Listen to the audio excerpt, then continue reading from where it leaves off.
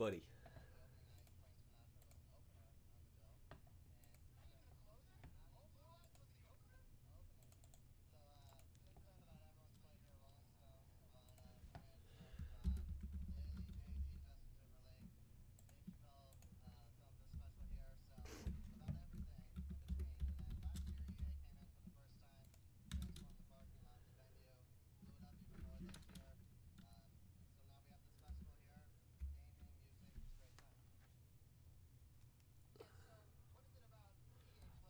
Okie dokie, guys. We're going to be getting this up and going here.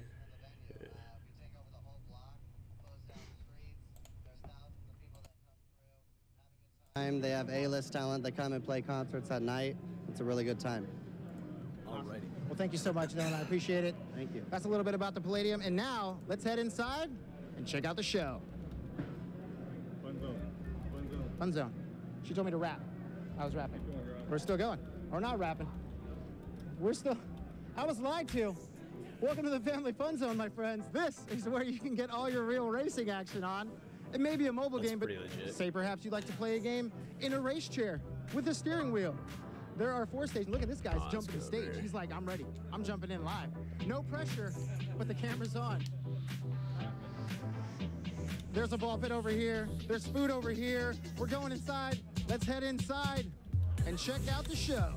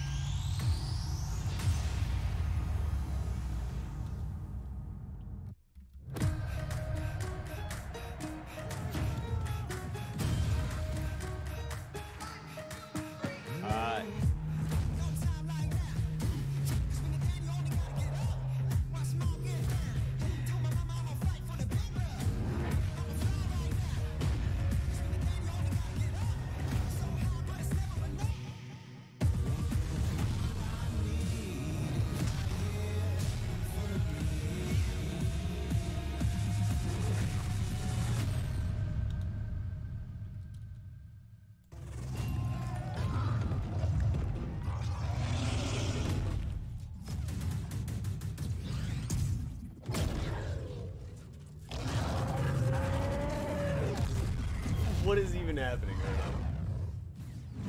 now? Do you guys see this? Hold on. Oh my gosh, how cool is that? So that was Anthem. We're going to talk about that a little bit later in the show. But welcome everybody to EA Play. I'm Andrew Renee, and while you might recognize me from the gaming community, I'm kind of a new face around here. So this year, EA wanted to change things up because they know that I'm both a gamer and a fan. So they invited me to come and host the show. And I think this year is going to be a lot of fun, you guys. I hope you're ready because we're about to kick the press conference off. But before we do that, EA Play is more than just the show you're about to watch. Right behind these doors, there is a fan fest outside, and it is huge this year. It's a full 3-day gaming festival where thousands of gamers can come and play games for free. Now, inside the theater here, there are hundreds of community members from all over the world who are going to be capturing, streaming, and getting their first impressions of the games that we're going to be showing off here today. But before we can get to that, that's what I want to see. Reveals, of course. BF5. We're going to kick things off with a look at Battlefield 5 multiplayer. Now, I know Trevor Noah gave you the first look. Yeah, we can wrap it up. Let's get it. Last month, but we've got some new stuff to show you today. Then we're going to move on to FIFA 19, and boy, do they have some big news, you guys. FIFA, okay. Any World Cup fans? You guys excited? I'm more here for the Battlefield, but... Then we've got 2 new indie games to share, and then I'm going to come back towards the end of the show with some of my favorite developers to give you guys a nice, meaty look at Anthem. And of course, yeah, we got the woos for Anthem. I'm into it. You want to do this with me? Well, wouldn't it be fun, you guys, if I told you all the secrets at once, right? Well, give him a break. He needs to just enjoy the show. So she's putting a lot of pressure on this guy. Let's get things started.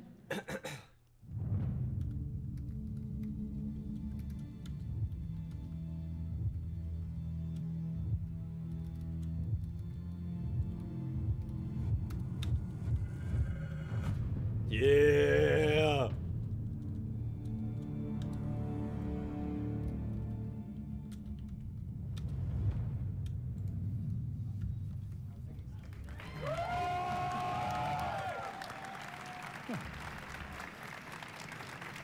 Huh? Right, it's time to kick this thing off. It's been 2 weeks since the reveal of Battlefield 5. And you know what? It's been exciting, there's been a lot of speculation, and so many brilliant remixes of a reveal trailer. But there's also been lots and lots of questions from the community. And we've heard you want to see more gameplay innovations. You want to know how customization actually works, and you want to know more about our take on the Second World War. So today, we'll show you more gameplay and why this is the deepest and most immersive battlefield yet. It certainly is. Yo. You will be able to dive and smash through windows to surprise your enemies. I like that. Where Instead of having to previously melee 'em out. defenses were stationary, you will now be able to move these weapons around on the battlefield What? and gain advantages. And our renowned destruction system is back and more impactful than ever. So That tank just took out half a building. You can't really hide from those pesky tanks anymore as they come chasing you for you. Oh as they shit, rip through he's those literally buildings. driving through the house. And you will now be able to customize your soldiers, your vehicles, and your weapons, not only for the gameplay, but for the looks, as part of our portrayal of the Second World War. And that's just the tip of the iceberg in Battlefield 5. You're going to see a lot more of our new gameplay systems here at EA Play from our community. So let's talk about our single player in War Stories. Yes, let's do that. So we want to tell you about those untold stories that got us excited to start with on this game. It's about, what you will see is really those moments of human heroism. It is about witnessing the war through the eyes of the men and the freckles, women though. who shaped the world forever. Real and relatable people facing the brutality of war. We started off by an exclusive look at the Nordlys war story over at the Xbox briefing tomorrow. Thanks, Lasse. Something not to miss tomorrow. So, our launch in October is just the beginning. You will all go on an expanding journey through the Second World War. No loot boxes, no premium pass. Yeah! No premium pass for the win. Every day will bring something new. And as part of that journey, after launch, you'll get something I know a lot of you have been asking for. It's Royale. What? Get out of here. It's Royale reimagined for Battlefield. Okay, So we bring we'll those see. pillars of Battlefield with destruction, team play, vehicles into this new experience. So If it we has will bring you vehicles, Battle experience Royale is that just you gonna be a haven't tank played fest. before, in Battlefield or anywhere else. You're gonna have But one good more helicopter about pilot or that plane later pilot this that year. never dies. So with that, it's time to show you what makes Battlefield Later this year. so special. It's the unmatched intensity of our multiplayer sandbox. I don't like Battle And Royale this time, for it's even more BF5. epic, That'll be... fighting across they'll have to do multiple something maps interesting on and that. modes. Multiple maps and Welcome modes in the same to game. Your next Battlefield experience, and this is your first look at ground operations. And this time, even featuring music. In-game footage. Okay, here we go. Here we go.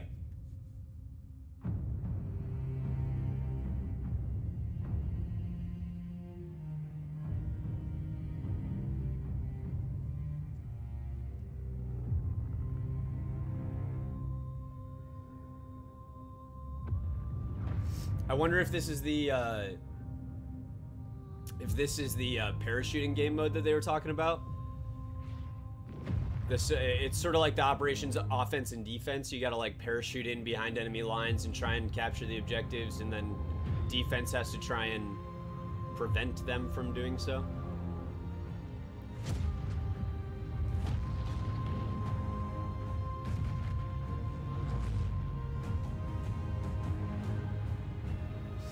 It's a lot of cinematics and stuff, but some of it looks like... Did it just freeze? Ah, there it goes.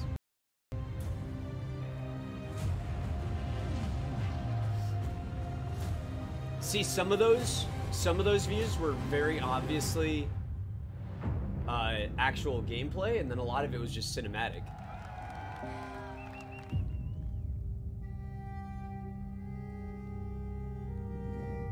Skis? Do we get skis? Oh.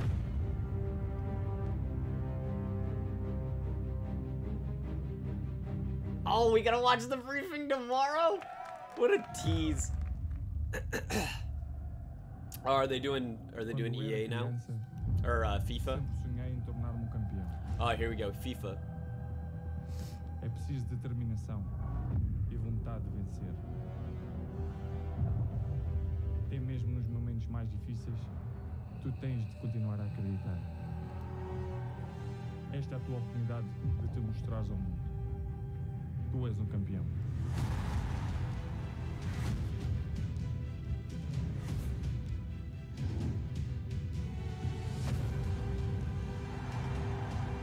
Ronaldo. Any of you guys FIFA players? I'm not a huge FIFA guy. Not that it's not fun, I'm just not a huge football fan.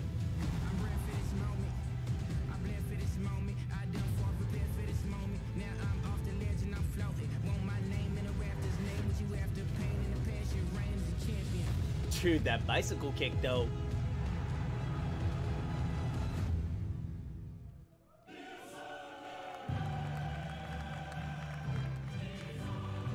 Their stage presentation looks legit though. It's pretty cool.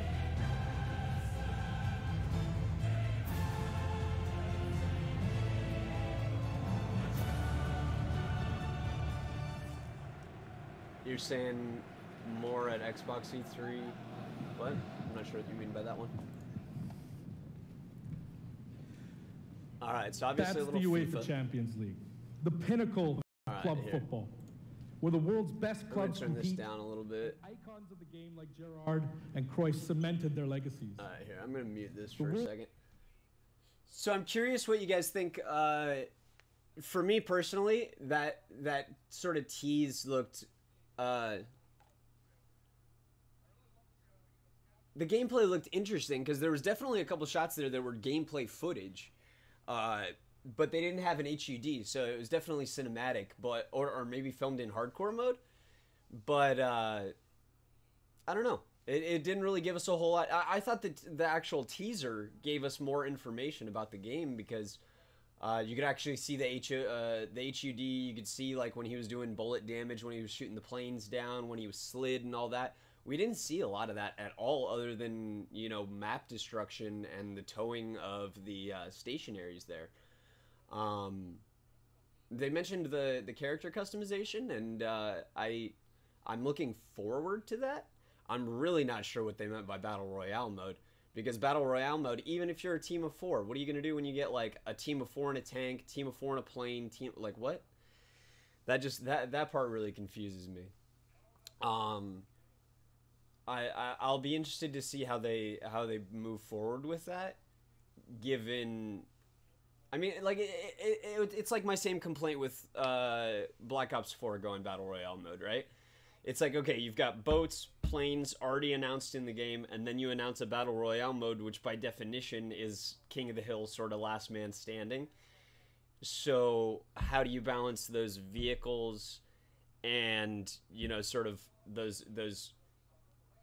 in-game things that are supposed to be those game changers, and then put an entire squad in one and expect them not to, you know, land in first place? That's going to be a difficult challenge, but I'm curious to see what they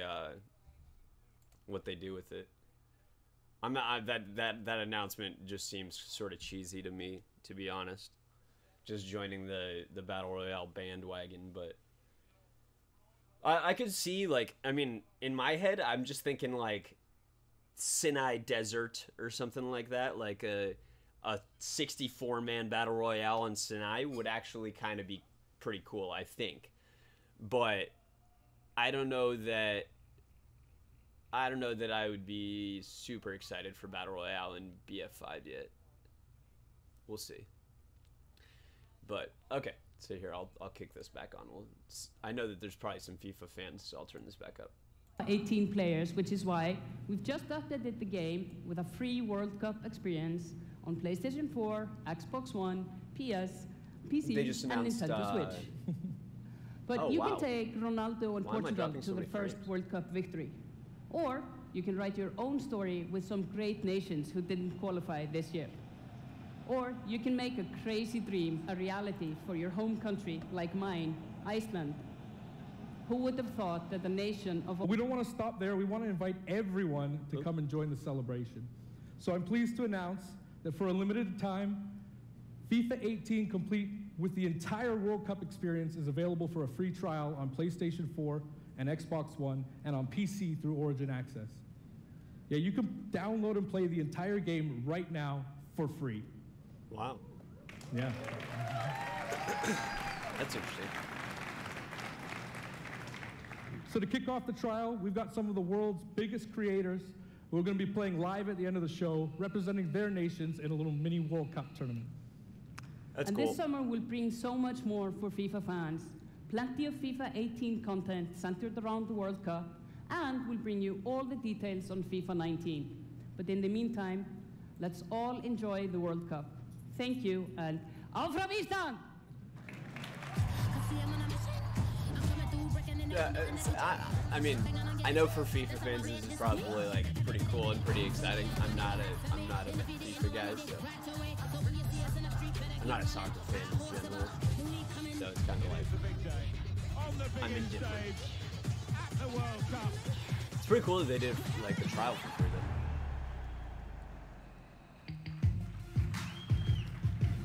Good morning. EA Sports FIFA 19. You know, the FIFA community never rests. 20 million people from 60 countries playing in competitive leagues this year. Dang. Well, the FIFA team never rests either, bringing the Champions League and the World Cup and so much other greatness to FIFA this year. No wonder that we can't wait for you to experience it all.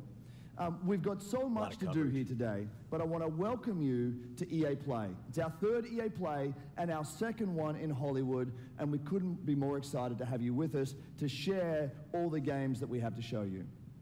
We've got lots to do, but before we move on, I'd like to share just a couple of things.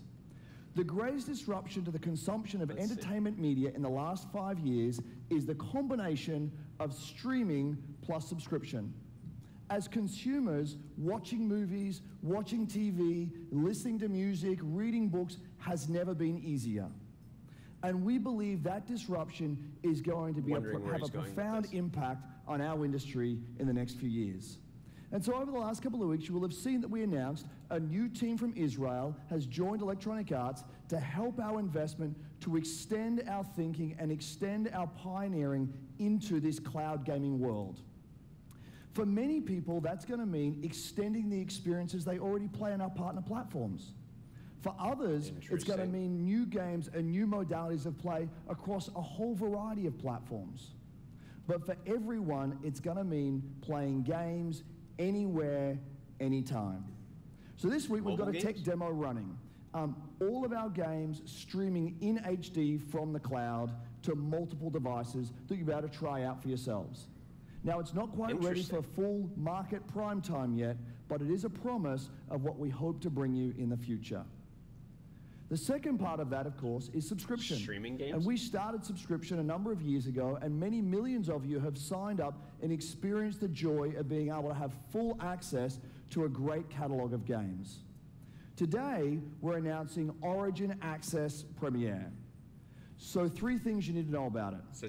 Origin Access Premiere will bring you all of our new PC games, starting with Madden NFL, back on the PC for the first time in over a decade. Then FIFA 19, Battlefield 5, and of course Anthem. And there'll be many more titles in the years to come. Second, you get access to the Vault, our library of over 100 games from EA and other publishers.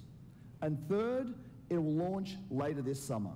There you go. So that's a little later in the year, but if you want to get started right now and experience the benefits and joys of subscription, come in and play a free trial of Origin Access, our base subscription, this weekend. There you go. Thank you and have a great show.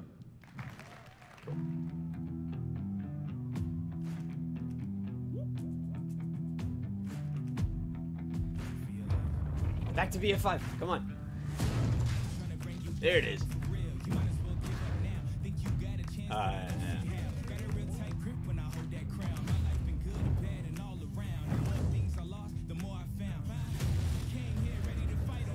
Anthem looks pretty cool too. It's like EA's answer to Destiny or something. Sims.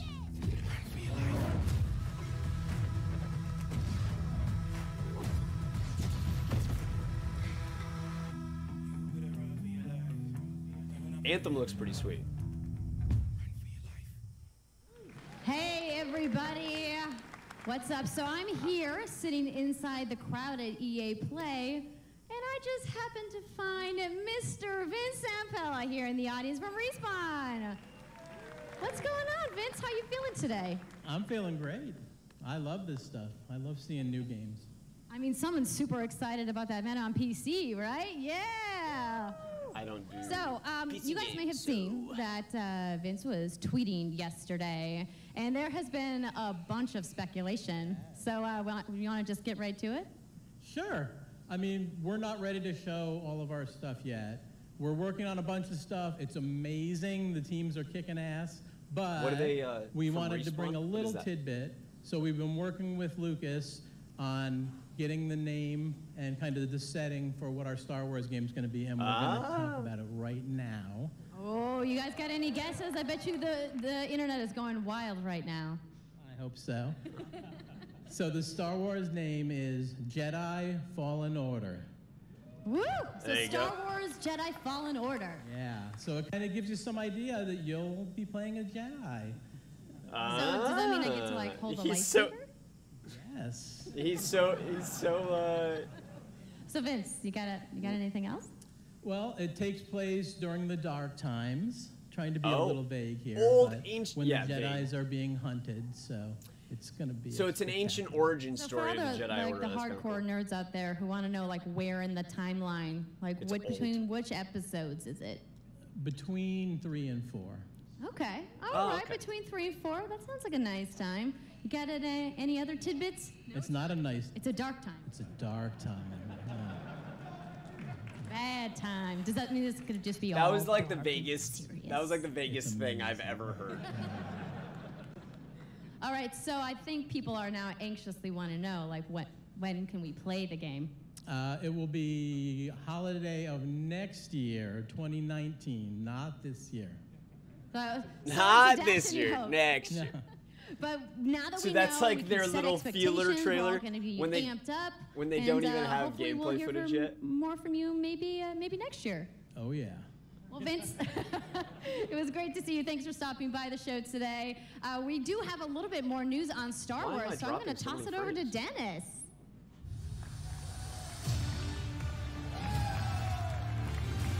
Battlefront.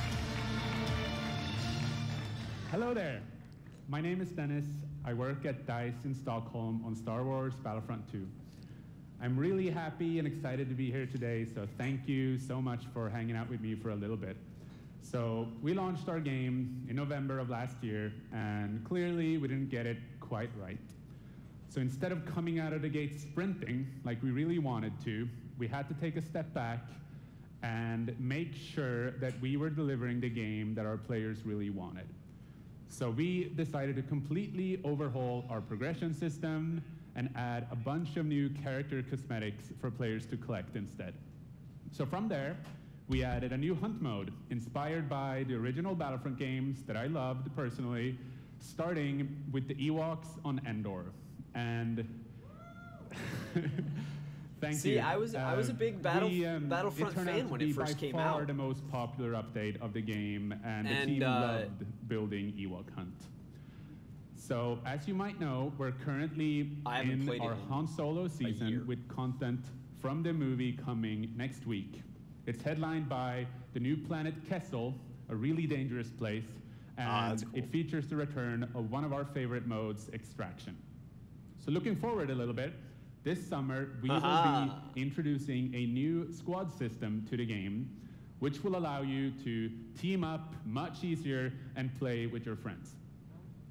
We're also adding a new Starfighter mode focused around dogfighting with your hero ships. And looking ahead a little bit more, we will also be delivering a new large-scale multiplayer sandbox experience focused around capturing command posts and attacking and taking out capital ships. But that's not all. We know that you have been asking for new heroes, villains, and planets from a certain era that features a very iconic Star Wars conflict. So I'm excited to confirm that Battlefront 2 this year will be going deep into the Clone Wars. Nice. That's cool.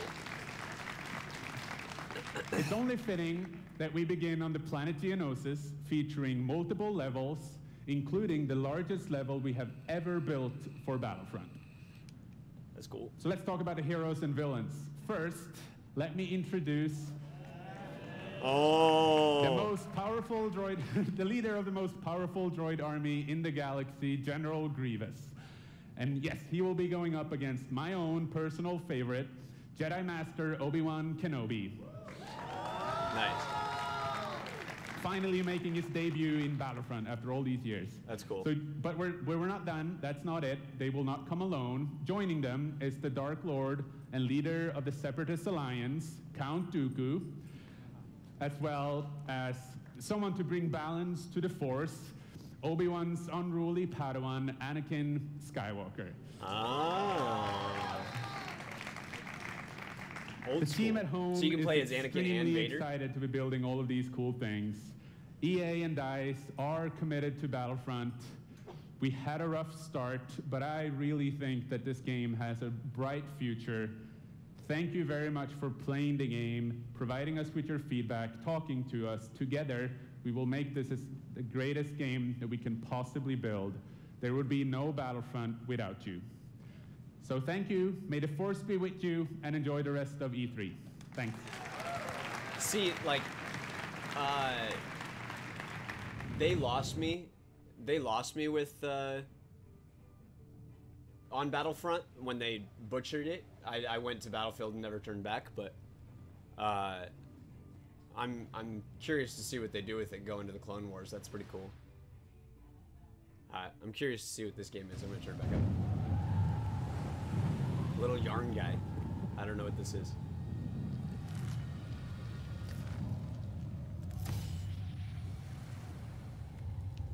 Little yarn guy.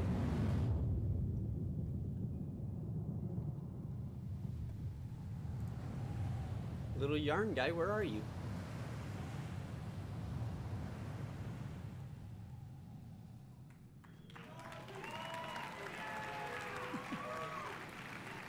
I don't even know what the game is, and it got more cheers than Battlefront. Hi, it's really good to see you.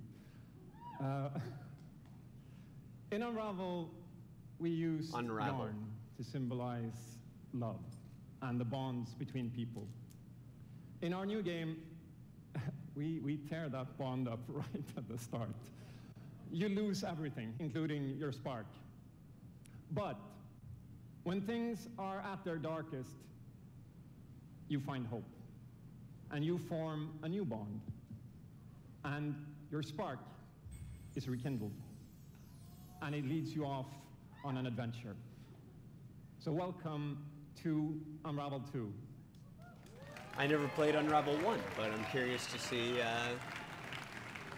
obviously there's some people excited about it. It's a game about fresh starts and second chances. These two little souls who refuse to give up and who build something new and beautiful together. And the whole game is inspired by that spirit of optimism and togetherness. You see, it's all made to be played with two characters. Oh, there you go. You can play it alone, or you can play it in co-op with a friend, but there's always two characters there, sharing one yarn and working together to get through this adventure. That's kind of cool. This game, it's quite different from the first. It's both friendlier and more challenging, but above all, it's a lot more playful. and we think it's a worthy successor. And I want to show it to you now, so I brought some help. So please welcome Michael to the stage. So a producer at Coldwood. So they are going to play it. Okay. And we're going to try to show you a little bit of what I'm talking about how you can play the game in co-op with yourself, essentially. Play it in co-op with yourself?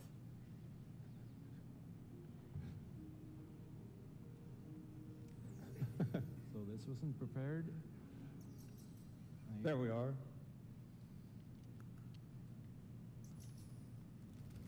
So when you're playing it by yourself, you can essentially pick up the other character and carry them along through the more fast-paced segments of the game. And we actually tried to include a bit more of the those goose. Because the bird we figured chasing. that since it's a co-op game, we wanted to have more like thrill and danger and kind of wow moments, places that were like fun and exciting. So it's like a And then Eldar when you scroller. get to the more puzzly areas like this, when you're problem solving, you can split apart into two and switch back and forth between the two characters, because that's how we've essentially designed all the problems and puzzles of the game, that you're always working together and helping each other out and utilizing this bond between you to overcome any obstacle that you come across.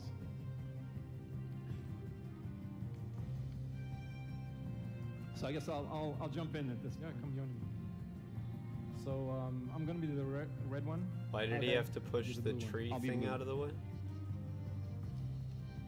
A little celebratory flip there. I like that it has that sort of like Portal teamwork aspect to it, but I like the problem solving with the two player or the two characters. Nice. And I'll catch you. There you go. Oh, that was cute. Can I swing now? Okay, you go ahead.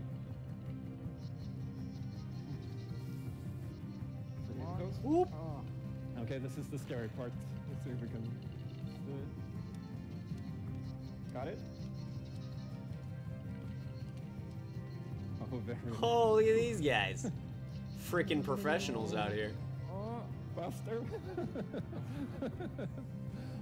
Oh, sweet. Well done. Well done. Didn't even die. Okay, I'll go up and distract the grouse. You can. I'll sneak up here. Oh! Okay, see? Teamwork makes the dream work. Okay, your turn. Yeah, look at me. Here you are. Keep him over to the left. Now I'll go. Alright. I'll pull you up. There you go. Okay, so like first impression, it looks cooler than I have feared it would, right? It looks better than I was like. Now we can breathe again. Yeah. I don't know what. I don't even know what this game is, but it's kind of cool, kind of funny. Oh! So that's a quick little look at Unravel 2, and I can't say I've played it or I've like had ever even heard of it, but I it looks really cool. hope you like it. And before I go, I just want to send some love to the team back home, because working on this game has been a completely amazing team effort in so many levels, and everybody has worked so hard. So there's a bunch of us from Coldwood here, and thank you. Just waiting to those, for and thank you it to go everybody back to home, BFV. and thank you. Love you.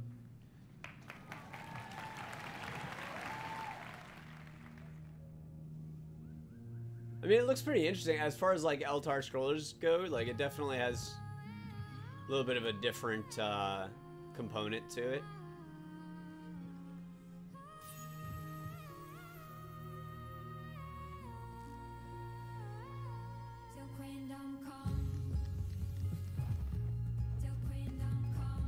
Woohoo!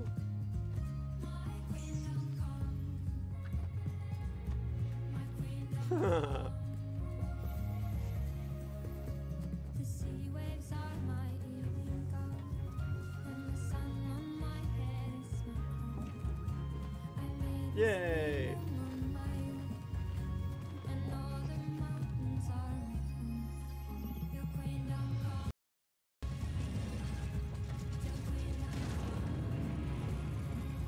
That's actually kind of cool.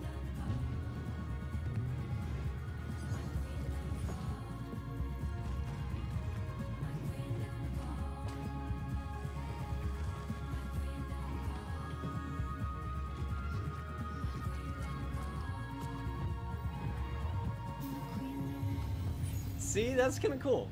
I like that. Thank you, Martin, and the brilliant team at Coldwood. The game is really strong. These guys have done an amazing job, and it's clear that they have a lot of passion, and I can't personally wait to play Unravel 2 with my kids. But what's even more amazing is that we will make Unravel 2 available to everyone today. Yep, you heard that right. You'll be able to take these two Yarnies on their next big adventure starting today. The game is finished, it's out. There are some people that are pretty excited about that. So thank you, Martin, and thank you to the team at Coldwood. Back in 2015, we started on this journey with the original Unravel to seek out the most creative, independent developers and bring them into our EA Originals program. It's been our way of helping these creators bring their unique games to the world and to tell their stories. And last year, if you remember, Joseph Fares was up here on stage representing his team at Hazelight and A Way Out. And I think we all kind of remember that. And you might even remember Way Out was pretty him from the Game Awards as well. I think I did. Anyhow, in March, that game caught fire. It's innovative, it's fun, and it's something fresh and new. And you all that co-op play component is really interesting. Players in the first 2 weeks. And A Way Out is such a huge success that Joseph and his team are expanding and moving into a new studio. Nice. So stories like this drive our industry. I like that they're doing some to work with independent different developers stuff to like help that. them realize their dreams. Which leads us to our next EA Originals title from a little game studio in Berlin called Joe My Games. When I met this team and I saw the game, I was instantly drawn to how personal this story was. It's one that carries a very powerful and important message, and it's unlike anything we have ever done. So please welcome Connie Gepper to the stage from Joe My Games to tell you more about Sea of Solitude. Okay.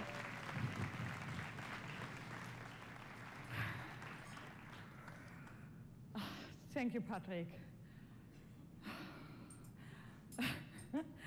I still remember during the pitch how enthusiastic Patrick was, and that afterwards, like, our whole team, including me, were super excited.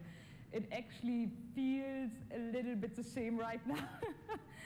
I'm pretty excited, maybe a little too excited.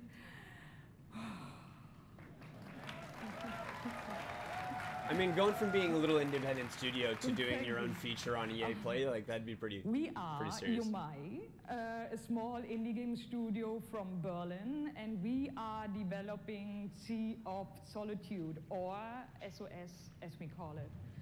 The whole journey from the very first concept to actually becoming a part of EA Originals is simply amazing. Let me tell you more about our game.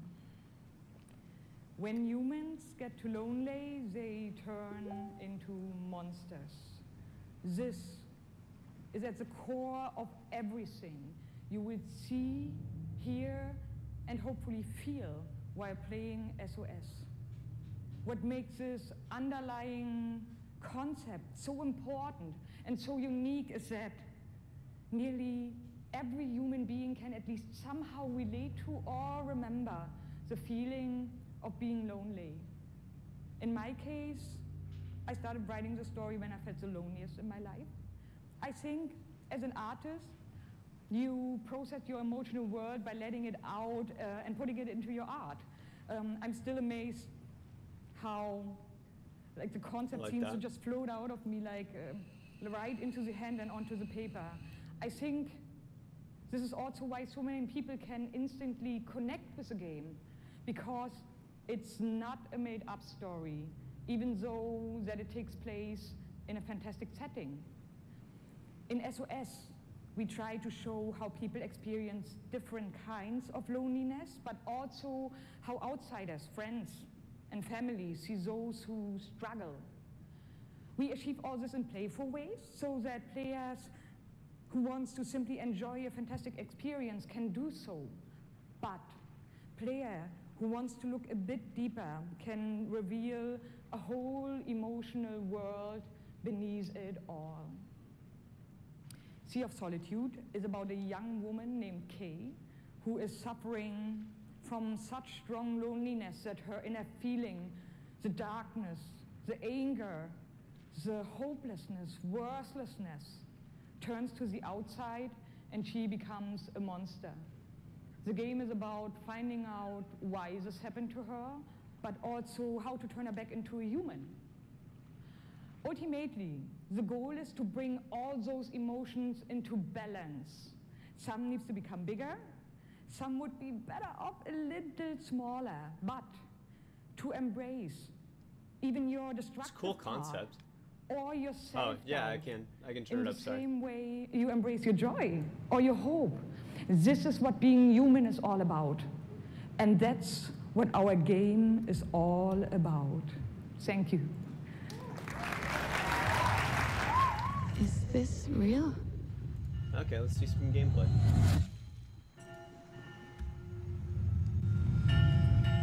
This world that I live in is empty and cold. The loneliness cuts me and tortures my soul. Whoa. I'm no child of destiny and no fortune's son. I've just chased you so long now, I'm too weak to run. A new day is here, but nothing is new. Alone in my room, I tremble for you. Wow. That was hardcore. Yeah, I'm the one. That actually looked But I'm not the interesting. only one. That teaser, like, ooh, that was well done. We can shut you down, and we can put you on an island. Crossover. Yeah, dude. James, that was freaky, huh? We're balling. Be ready. Because we're coming at you. Record. Say it how you want. NBA? Trust the process. Run as one. Call next. Or be the answer. As long as you hold your course.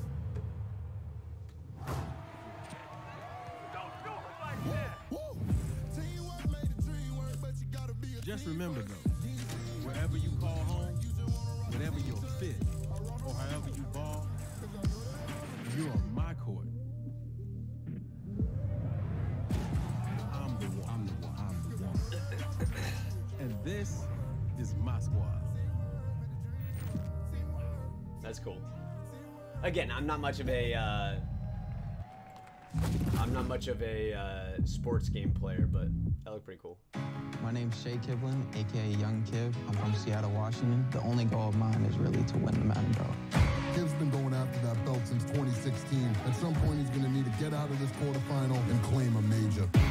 It's a big night for young Kiv. He's been stuck at the quarterfinals. And here he is now in his first championship game, looking to accomplish a goal. Third and four, throws it low. I know that Madden is like that pretty was huge, a phenomenal read. that And whole Sweeney's scene got is the just lead. 40-19. I hate losing way more than I love winning. Oh, we have an incredible matchup. It's a rematch. Can I be the one to touchdown, Kev. He throws it high, and young Kev is going to be your champion. Can I play you again? You want to get smacked again on TV? Happy face, no. Madden 18 champion. He's finally done it. That's cool.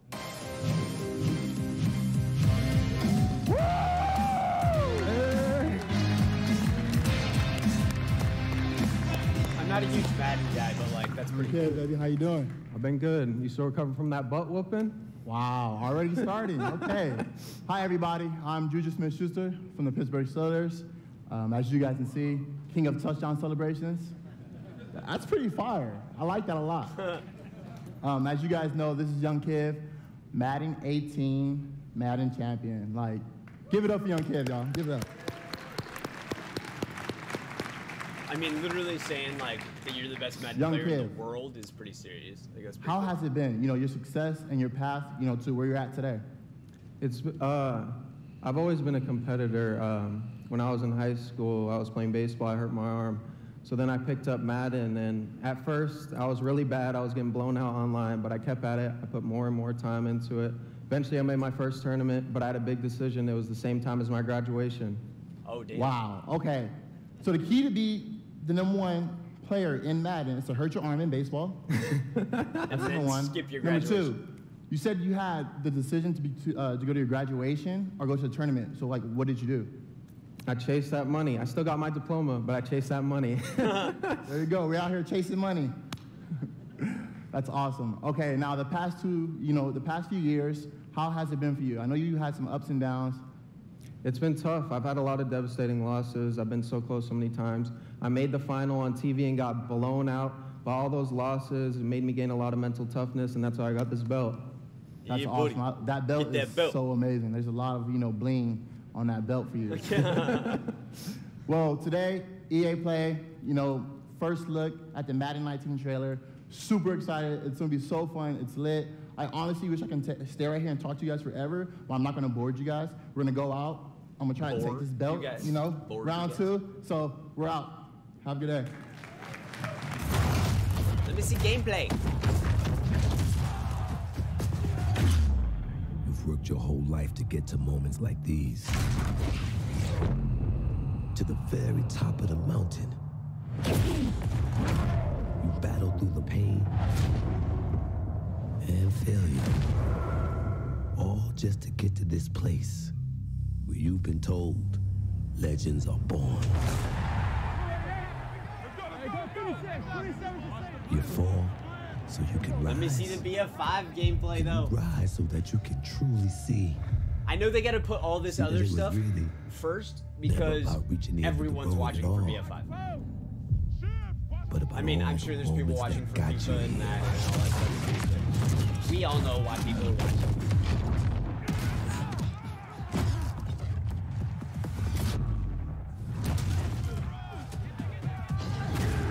So, you were in their position. Break the tackle. Did you let the moment define you? Or will you define the moment?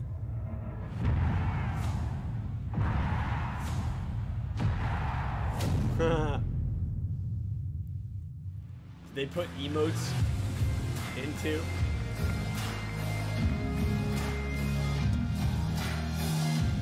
Play BF5. Hello, ladies and gentlemen. I'm Nathanius, professional shoutcaster, here alongside Redwood Studios General Manager Michael Martinez. How you doing today? I'm super excited to be here. Yeah, we're going to do this presentation a little bit differently and give you your first look at a brand new mobile game in a live, winner-take-all, head-to-head match. Michael, why don't you tell us the rules? Sure thing. The objective is straightforward. Destroy the opponent's base to win. Unit control, super simple. Just tap the destination, unit automatically moves there. The most efficient way to destroy the opponent's base is with this giant nuclear missile in the center of the map. Control the missile by standing on a majority of the control points. A bar fills up while the missile is possessed. Whoever controls the missile when the bar fills up will fire the missile. Takes 2 missiles to destroy the enemy's base and win. That's it. Sounds great, Michael. Well, enough talking about it. Let's get to this match. Absolutely. All right, ladies and gentlemen, we have an awesome matchup lined up for you here today. Fighting for the blue side of the room. If you could please give a cheer for one of the most formidable RTS players there is. Make some noise for In Control. Yes.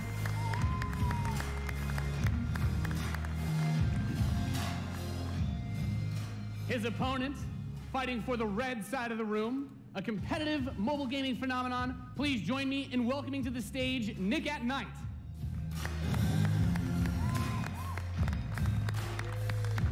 The whole mobile competitive game Mike, thing it's going to be a real clash of these gaming styles, the competitive backgrounds that these players have. I did not realize it it was as successful really is. I can't or wait. as big as it is. All right, are the players ready? Let's get this thing going. Like the fact that they're just playing on mobile on stage right now. Like All right, let's kick this off. Kind of different. Nice little strategy game for those of you out there.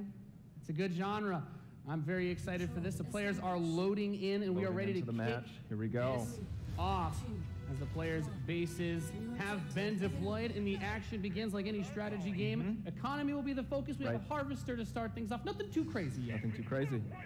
Now the infantry is going to come out to hold that top point. Both players, of course, trying to take that position. Nick at Night being able to reach it a little bit first. In a strategy game, that flank position that In Control is going for on the top side, also very important as Nick at Night's forces have to circle around the center. Right, let's see if he's able to create a 2-on-1. Is he able to get there? Looks like he's getting there. Here comes GDI with a Rhino. It's going to rip up those infantry. Yeah, going for the anti-infantry. And like any strategy game, the units that you're going to use when you deploy them will have a huge impact. Your micromanagement of your forces and protecting that economy as well. Yep. Nick at Night with some attack bikes in the top. There he is. And In Control placing the turret on the top right side to help cover that Rhino as attack bikes move towards the northwest position. We can see that the missile is beginning to ready. It's kind of interesting. Firing that takes out half your base. The most important objective. I'm not a huge mobile game guy, but like, right. And In Control making a lot of progress to that far right side of the match. Yeah, he's done a great job of holding that down with the turret, and now he's redeploying his vehicles to the south side, bringing out more infantry to deal with the attack bikes. And as that economy ramps up, of course, we're seeing bigger and more powerful units come out. We have there the drill pod coming in the left side to help flank Putting some flamethrowers. Right, absolutely. Again, those are going to tear through those infantry. Yeah, and In Control brings out his first tank. That's going to be used to try basically to help like push back these smaller forces as he makes his way mobile to the south side. That missile like passing halfway now. Both two zones in control of Nick at Night. He will have the missiles. We see it starts to point towards In Control's base. Let's see if In Control can get around to that top corner, able to halt that missile. He does contest the missile, putting it into the yellow position. Yeah, very important, of course, blocking of those units is another big factor for this strategy. Holding those locations is so crucial as In Control begins to secure the northwest spot. Another tank's going to come out from Nick at Night to take it out, but now he's bringing out the Pitbull as well to help lock down that north position. This missile is very, very close to firing. Let's see what's going to happen. With another turret, In Control flanks. He takes the top, that missile, and that fires off. Wow. And Nick at Night, one shot away from being knocked out here, as the next one will start to ready up in just a moment's time. In Control's very heavy artillery force is doing a great job at taking control of the map. This is actually kind of cool. And we can see as more of Nick and Knight's forces move up towards that north position, those harvesters, of course, very crucial, very important to protect James, those. like, as your economy allows you to get these big late game units. The units are going to come out a bit more slowly as you get more of them on the field. For me personally, like the console games, or sorry, mobile games, they're fun, but like the competitive scene, it was something that like I didn't realize it was as big as it is. But I guess with like Clash of Clans and games like that, it's easy to see why you could have a competitive aspect. I don't think it's necessarily going to be as big as like PC eventually, because obviously not as much skill gap, but it is pretty interesting to see like a competitive heads up 1v1, you know, sort of competitive game going to mobile in that sort of StarCraft-y style. And we're seeing the first mech unit from In Control. This is the Wolverine. Gonna rip, and this is what, watch out for this missile. And Nick and Knight's gonna fire that one off and settle for next missile is gonna end it. Next missile wins. Let's see what happens. We'll have control of Wolverines, as you pointed out, for In Control coming out to try and deal with these forces. But Nick at Knight's done a great job of getting map presence and now also harassing the economy of In Control. Yep. Wow. Okay, we've got our first mammoth tank on the board. If In Control can get this in position, he's going to do some serious damage. That missile just passed halfway ready. He's also bringing out his air unit. Wow. To deal with those. A lot going on here. It's got a lot of range, that big boy, and In Control just needs to hold. This missile is nearly going to fire. It can be stolen at any point. Where is it going to go? Is he going to be able to get it off? Yeah, he did. There it is! Gonna take it. Defeating Nick at Night. That's kind of cool. Oh god, turn it back up. Amazing! What a match! Thank you so much. That is actually kind of cool. Any thoughts, guys? I just came to make mammoth tanks, so I've done my job. Yeah. Absolutely. That was awesome. We saw a little bit of everything right there. Perfect. Yeah. Let's hear it for Nathanius, Nick and Knight, and In Control. Again, I'm not a huge mobile gamer, but ladies and gentlemen, what you cool. just saw was the worldwide reveal of Command & Conquer Rivals. Rivals reimagines the real-time strategy experience for mobile. We're giving players complete, continuous control of their armies in quick, competitive, head-to-head matches that are fueled by skill and strategy. Now, Rivals will be coming to iOS and Android devices, but I'm excited to announce that Android players can play the pre-alpha today. So head to the Google Play Store, search Command & Conquer Rivals. The studio has been having an absolute blast playing this game, and we can't wait for you to play. Please let us know what you think. Thank you. I think the coolest part about that is the head-to-head aspect.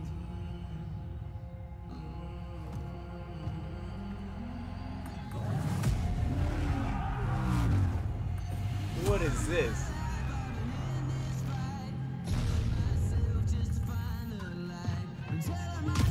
Oh, this is the preview trailer for that. Got it. She's getting all mad.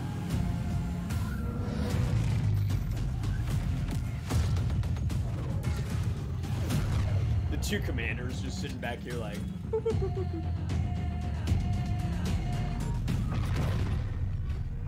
The fuck was it?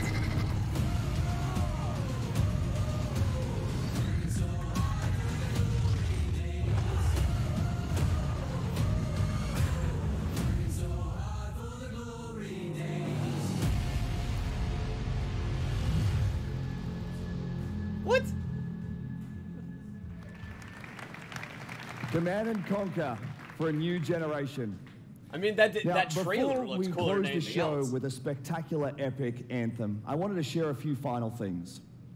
I am blessed to be able to work with some of the most creative people on the planet who come to work every day to create amazing entertainment. And what I can say about all of those teams, and what I can say about us, is that we are always trying to learn and listen and strive to be better. And so, as you look at the 10 experiences that you're going to see today, and as you play games this week, there's some things we hope come through. Play Battlefield. First, that at the very core is choice. Is that you as players get to choose how you play, what you play, when you play, and what devices you play on. Yeah, James, that in that making preview those was choices, sick. you It looks feel sicker than the you are game. treated fairly. That no one is given an unfair advantage watch or that movie. disadvantage for how they choose to play. That for every moment that you invest, we know that you put so much of your life into the games we make, and that for every moment that you invest, you feel like you are rewarded and you are given value for that investment. And most importantly, that the games are fun, that we move past the grind, and that these are experiences that truly enhance your lives. And so, as we think through all the things that we're trying to do, know that we want to be better, and that we want to make great games. And that as much as we love making games, and as much as you love playing them, there's something that is even greater that we can do together. The power of this community when we come together to do amazing things is profound. Last weekend was the 3rd year of our Play to Give program, where we show the world how the power of play can be a positive force for social impact. Millions of you out there participated in 9 in-game challenges in our games, logging millions of hours in support of Play to Give. And to celebrate that, we contributed a total of $1 million to 3 charities that share our vision for a more inclusive world. A world where representation and equality are not something we strive for, they are the standards. And where bullying and exclusion are not an everyday thread.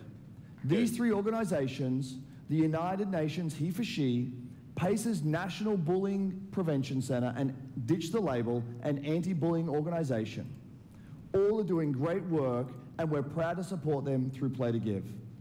James, I feel you. And thank you for your support. Thousands of us at EA and millions of you together doing immeasurable good because we love games. Thanks for being with us, and thanks for the incredible privilege of making games for all of you. Now, without further ado, let's take a look at Anthem. Okay, this one I do want to see too. Okay, let's check it. The gods vanished and left our world in chaos, creating, altering, destroying. The anthem is all that remains.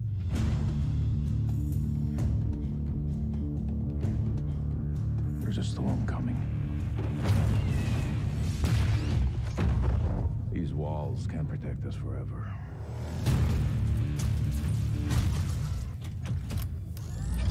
Yeah.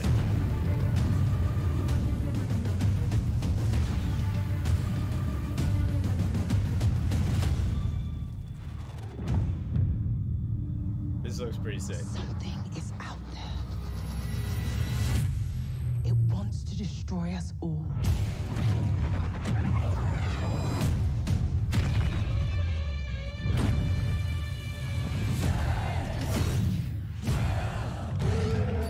Oh.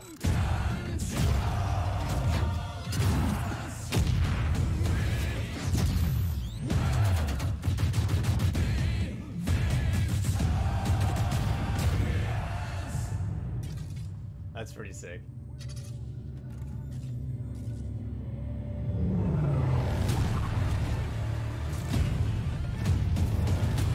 Oh, snap.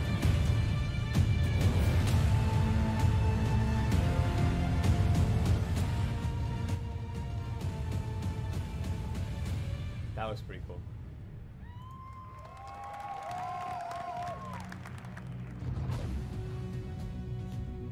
James, it's something like that. I think it's EA's answer to Destiny. That's my impression, at least. I'm not sure. But it looks pretty crazy. How cool was that trailer? You guys have seen it a couple times, and it's still cool every time I see it. So I know all of you, like me, have had tons of questions about Anthem since last year because we're all BioWare fans. So we're gonna do something a little bit different for the rest of the show, and we're gonna take a deep dive into Anthem. So I'm gonna bring out some members of the BioWare team to chat with us. Ladies and gentlemen, please give a warm welcome to Casey Hudson, Mark Dara, and Kathleen Rutzard.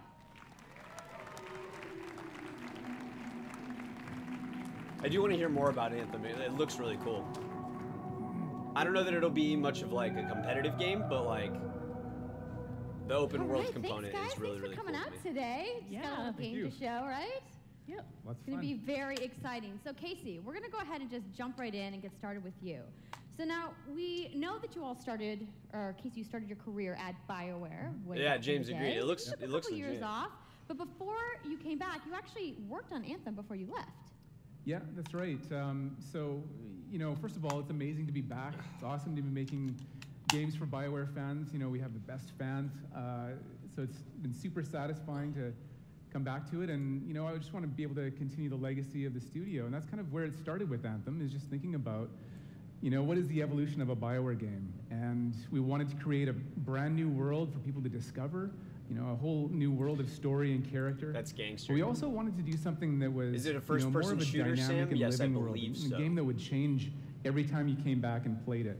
We also wanted to do something where, you know, if you wanted to invite your friends into it, then you could do that as well. Sam, I believe so it's a lot like Destiny, the initial vision of the game, not an MMO, not a multiplayer game with stories sort of bolted on this side, but something new and different. And I think the team has really captured that vision over the years. I think it's Your fans open really world. love the stories from BioWare, but I think we're kind of curious how you're planning to make story work in this shared world. So a great story for BioWare is really about characters that you can have a connection with, choices you get to make, and feeling like the story's about you. In a lot of multiplayer games, those things get diluted because you're mixing multiplayer and storytelling into the same areas. Now you can build a solution to that, but you have to really build it into the core of the game. And that's what we've tried to do with Anthem. It's what we call our world, my story. So when you're out in the open world, the world is really dangerous and you're focused on your mission.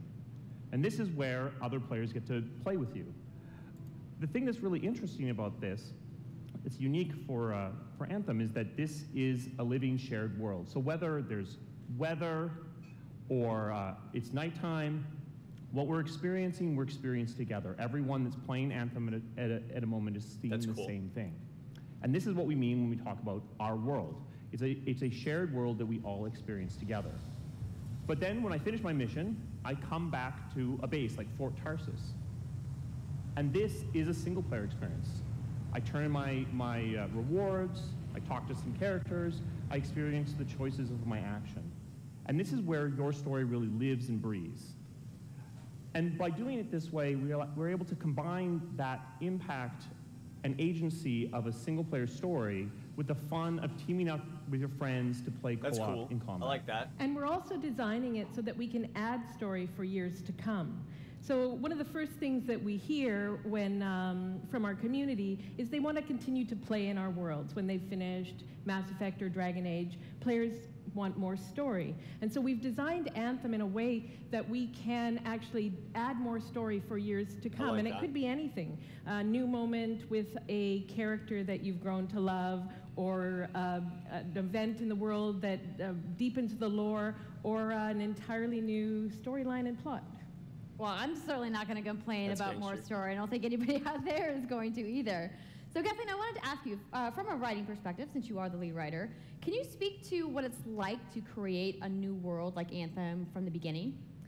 Well, what's really exciting for us, and not just the writers, but all of the devs, the designers, the artists, is that we're creating something new and mysterious for players to discover. Stargate. So at the heart of the premise of Anthem is a world left unfinished by the gods.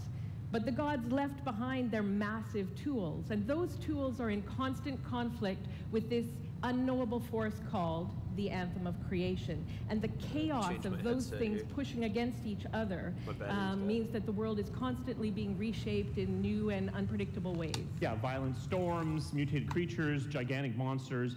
It's a dangerous environment that you need to wear a suit of powered armor, a javelin, to be safe in.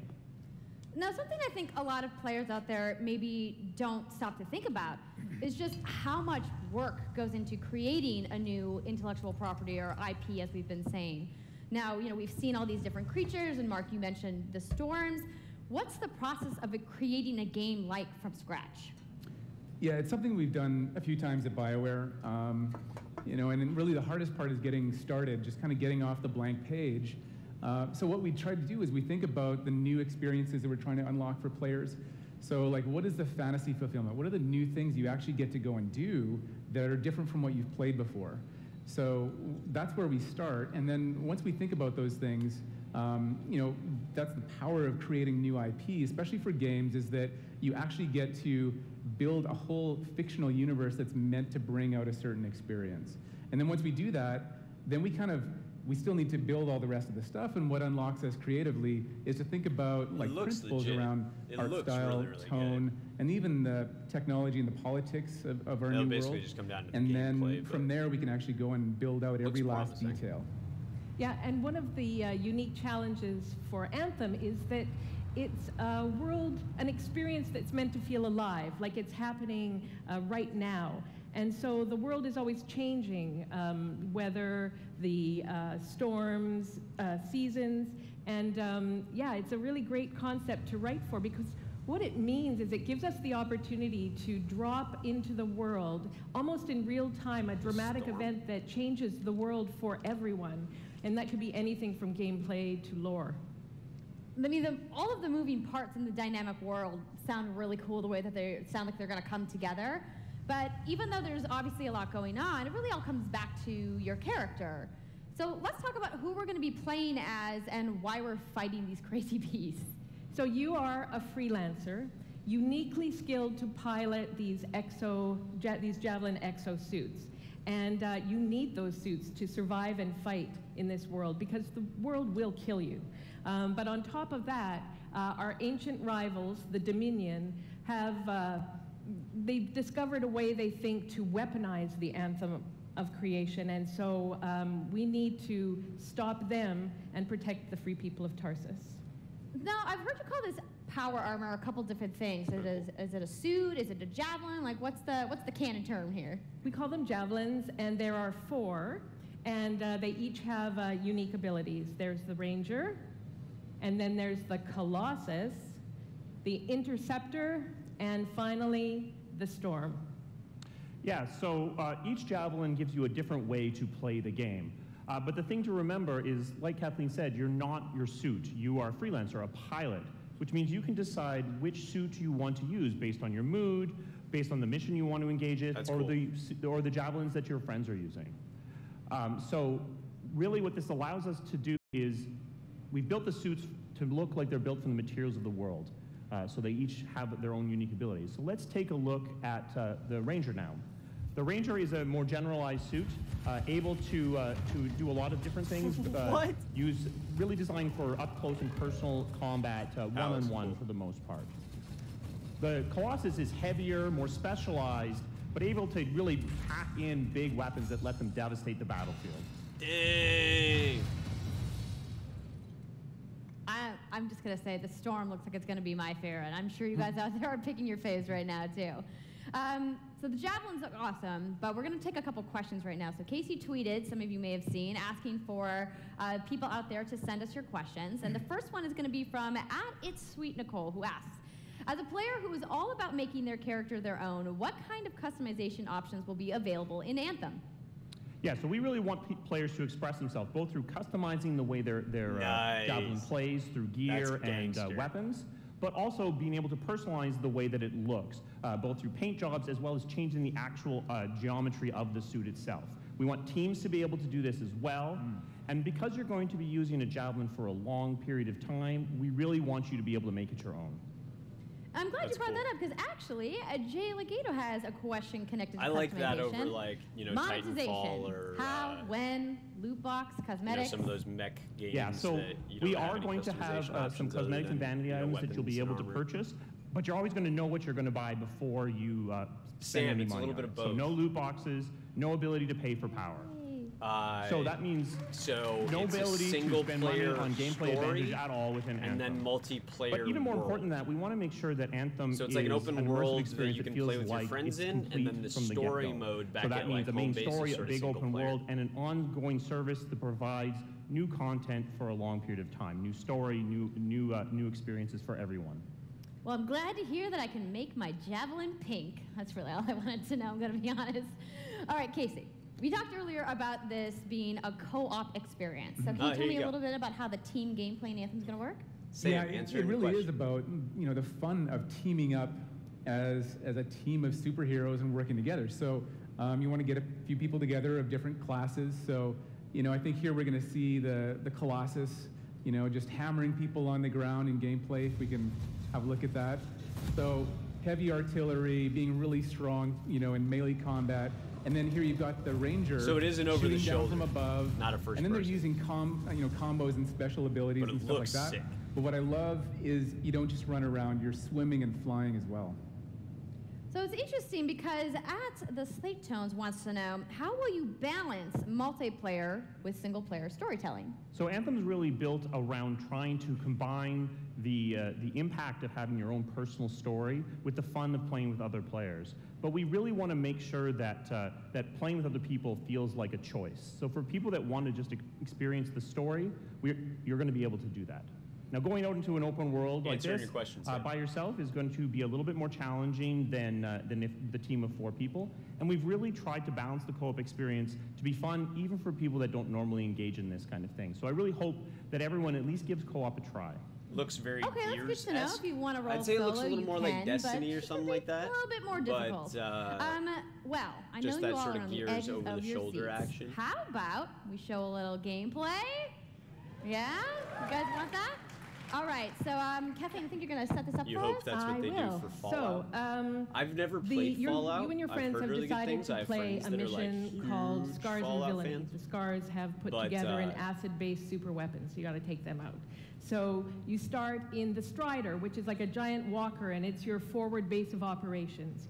You have a conversation with your crew, Halleck, Faye, and Owen, and you'll hear Owen. He's going to talk us through the mission as we experience it here.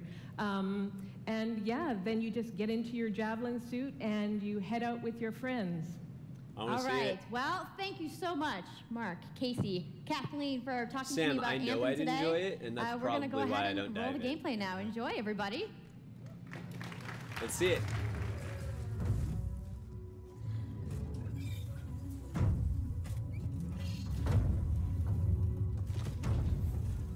AT-ATs? What?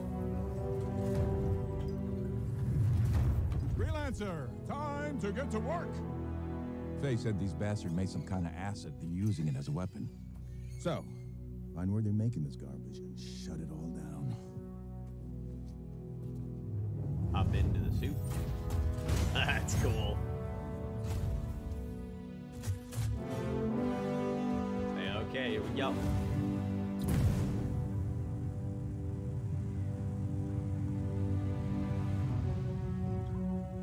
Okay, so you don't have to kill everything.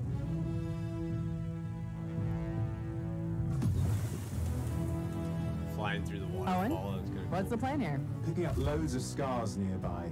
Take a look around the area, but be careful.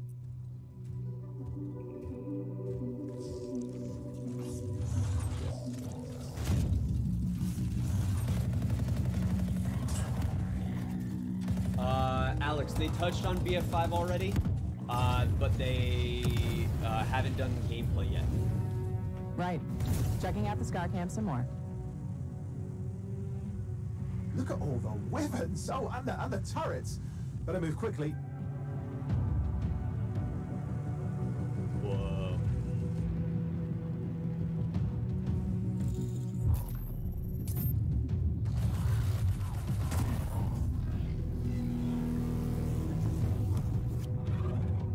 Is he just like piecing? He's like, later, dude. I know I got this big ass thing shooting at me, but I'm just gonna go swimming.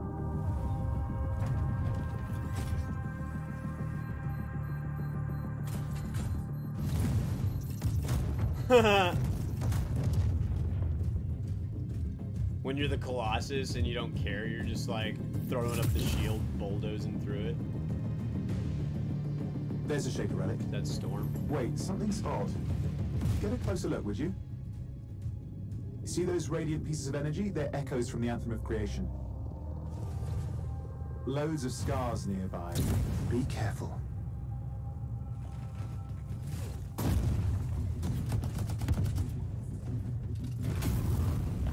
Flamethrower.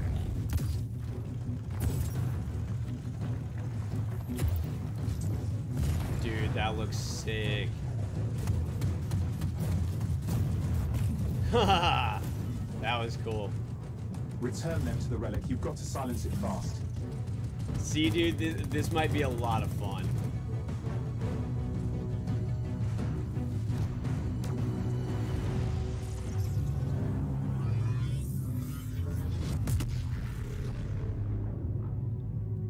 That's silence. sweet. Disaster averted. Do you think we get a bonus for... Wait, something's happening. What the hell was that? I think that was whatever laid all the eggs around here. The sound came from below your position. On the plus side, this definitely counts toward hazard pay. There's a trail of this acid gunk leading down. Follow it, and we should find the source. It looks pretty cool, though. Anthem.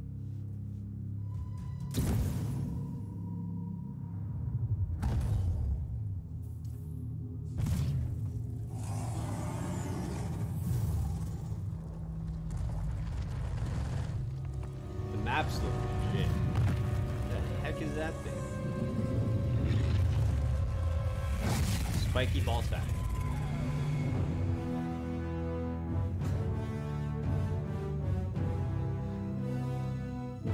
Not sure what that was. Looks cool. How cool was that? I'm so hyped, you guys. Yep, and that was actually just a short version of the full demo that we brought here to LA. So if you want to come by the Anthem Theater here at EA Play, you can check out the game live. So I'm sure the question on everyone's minds, when do we get to play? So Anthem comes out February 22nd, 2019 on Xbox One, PlayStation 4, and PC. So mark your calendars, everybody. Fire off your tweets. Thank you so much again to Casey and the entire BioWare team. I know you guys have that awesome theater outside, cool. So I will see you guys there. All right. Give it up for Casey Hudson, everybody. I doubt it, but that would be really cool if you could do crossplay for that too. I also want to give a big thank you to all of the developers who showcased their games today and everybody working hard at their studios back home around the world. Let's give them all a round of applause. Now, some of what you saw today, you guys have to wait to play. But you guys, EA has so much available right now. Now, for those of you keeping score, you can get your free trial of FIFA 18's World Cup today. And Andrew told us about the free trial of Origin Access. Yarny is back with a buddy in Unravel 2, which is also available today. Plus, you can take on your friends in Command & Conquer Rivals starting today as well. Now, that's a lot of available stuff that's out today. Is anybody ready to go home and download anything? No? You're like, I just want to go outside into the fan fest. I get it, I get it. So, I want to let you guys know to keep your streams going because in just a few moments, the FIFA 18 World Cup live tournament is going to begin. I'm going to head outside and check out the games, but I want to thank everybody for coming down to EA Play today and watching the press conference. And have a great weekend. Is there a schedule that I missed?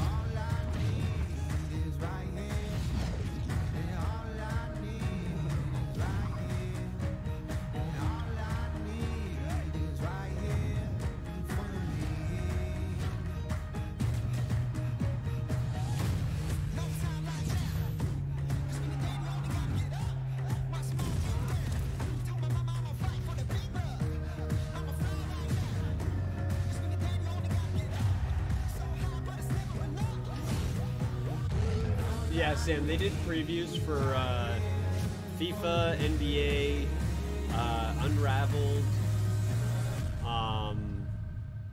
Anthem, another one called like SOS or something. Hi guys, my name is True Boy. Welcome back to the stream. Now, I know the FIFA 19 was exciting. We saw that trailer. Champions League is coming to FIFA for the first time ever, but the World Cup is 5 days away. So what we decided to do is to have a tournament with some national teams, England, Mexico, Germany, and the USA, and decide who will be the champions of the Creators Cup. And I'm not alone. We got some special guests. The first one, Republic of Ireland International, David Myler. How you doing, buddy? I'm very good, thanks, Stu. How are you? I'm doing great. Now, I know you didn't qualify for the World Cup with Ireland, but how have you been enjoying? I've loved it so far. Don't listen to those guys over there. These guys are joking. I'm not worried about Mexico in the World Cup. I don't think so. So what I really do like that they've done, I turned the volume down. One thing that I really do like that they've done is brought the sort of esports component to the announcements and the reveals. Like the fact that FIFA has like the Champions League and you have like actual international champions that go towards a World League. Like little freaking Lil Yachty showing up as a celebrity guest and stuff. I like that they're taking it in that direction. Esports and the mainstream crossover is huge.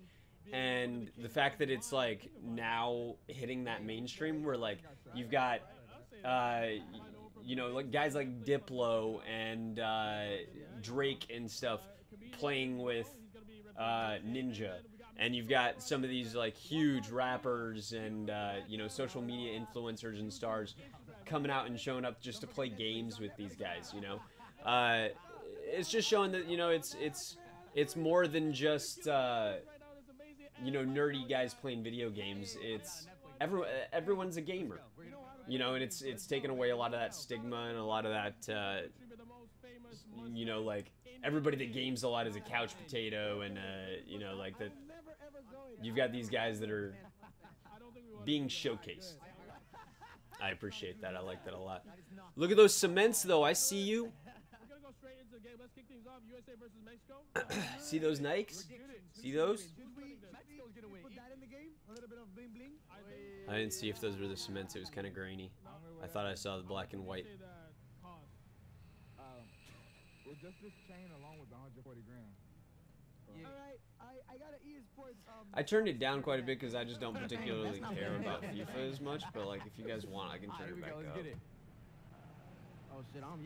James, I'm sure that they will have BF5 gameplay. I don't know how they couldn't after they announced that they would.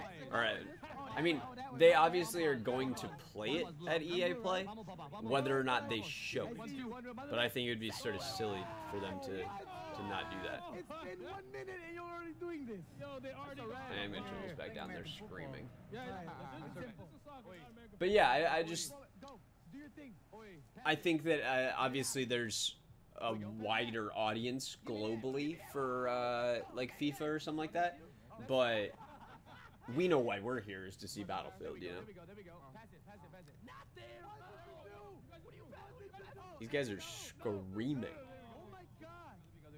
That was a crucial. Send it. I'm going. The professional celebrity tournaments crack me up though. It's so funny. Send it. The two-player. That's gotta get used to. There we go. Playing two players is a lot more. Hold on. Middle.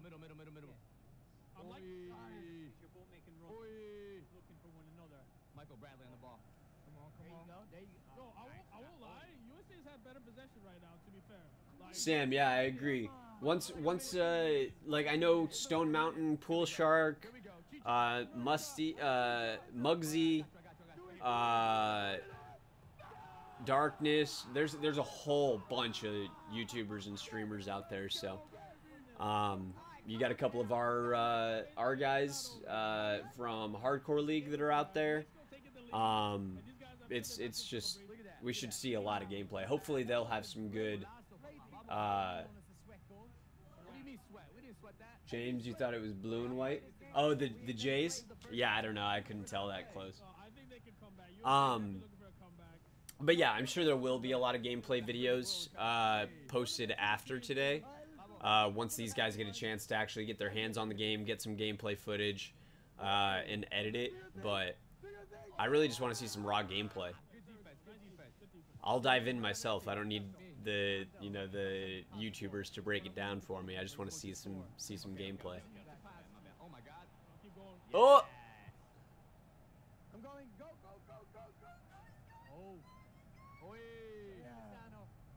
Dude, this guy's voice cracking me up. That mustache though, with the man bun. I'm sorry. I did everything except bunkering. Except finish? Here we go. There you go. I'm sorry. It's pretty funny because like these guys are obviously just having fun with it, and Yachty and the other guy are just like trying their asses off all quiet. Let's go.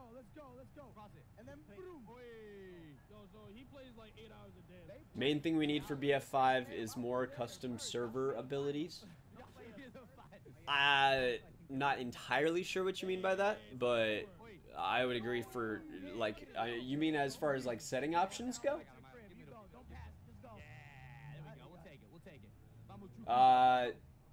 James, are you entering that 1v1 BF1 DF tourney? DF?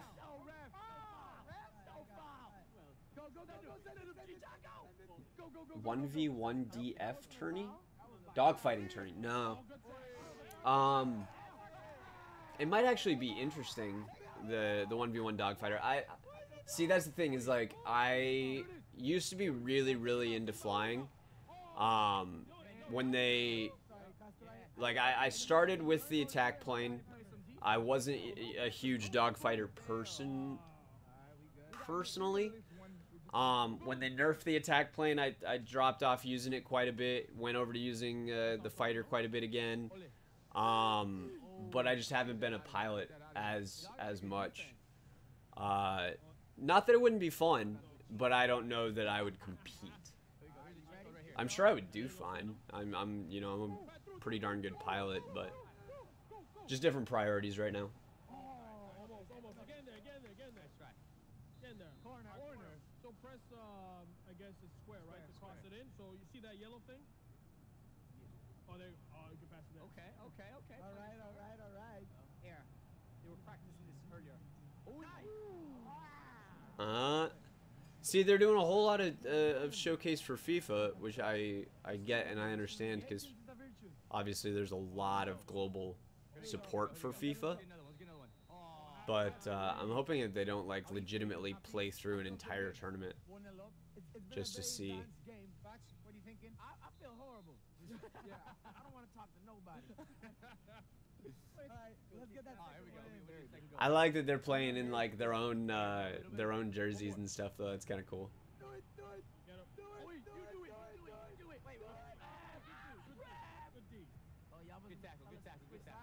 They're keeping it alive.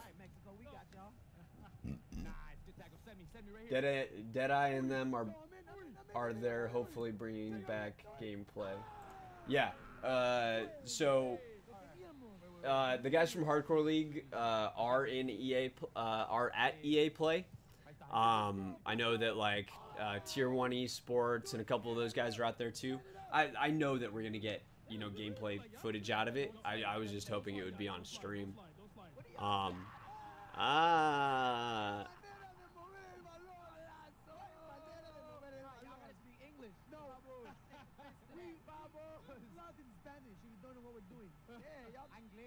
Who's the other guy? Does anybody? He looks familiar, but I don't remember why.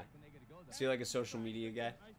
I think he's from like some like Instagram or something. I forget. Is he a gamer or is he like a social media famous person? Because other than Lil Yachty, I don't know who the other guys are. If they're like FIFA pros or something.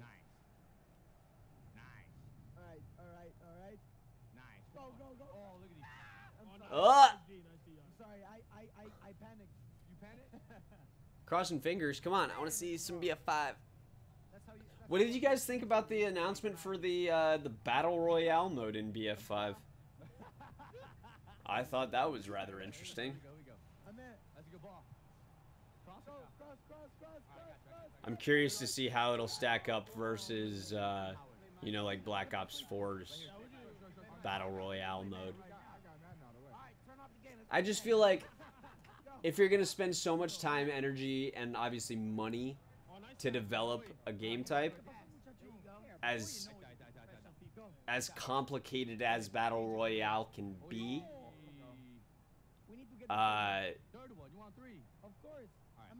it just seems I'm curious to see how they do it. It could either be half-assed or it could be really, really good. I'm hoping that they do a good job with it, because the last thing we need is for them to just try and jump on the bandwagon and miss the mark and have it just be meh, you know. I'd rather them spend the time and do it right versus you know, like having a Battle Royale mode for the sake of having a Battle Royale mode. He's a comedian, social media guy, B-list rapper. Okay. I don't know who that, yeah. I thought he looked familiar, but I don't know, like, who it is. But again, like, I like that they're bringing out some of these, you know, like, celebrities and stuff to play some of these games. It brings a whole different sort of demographic into it, you know? I wonder how long are they playing, like, first to 3 or something?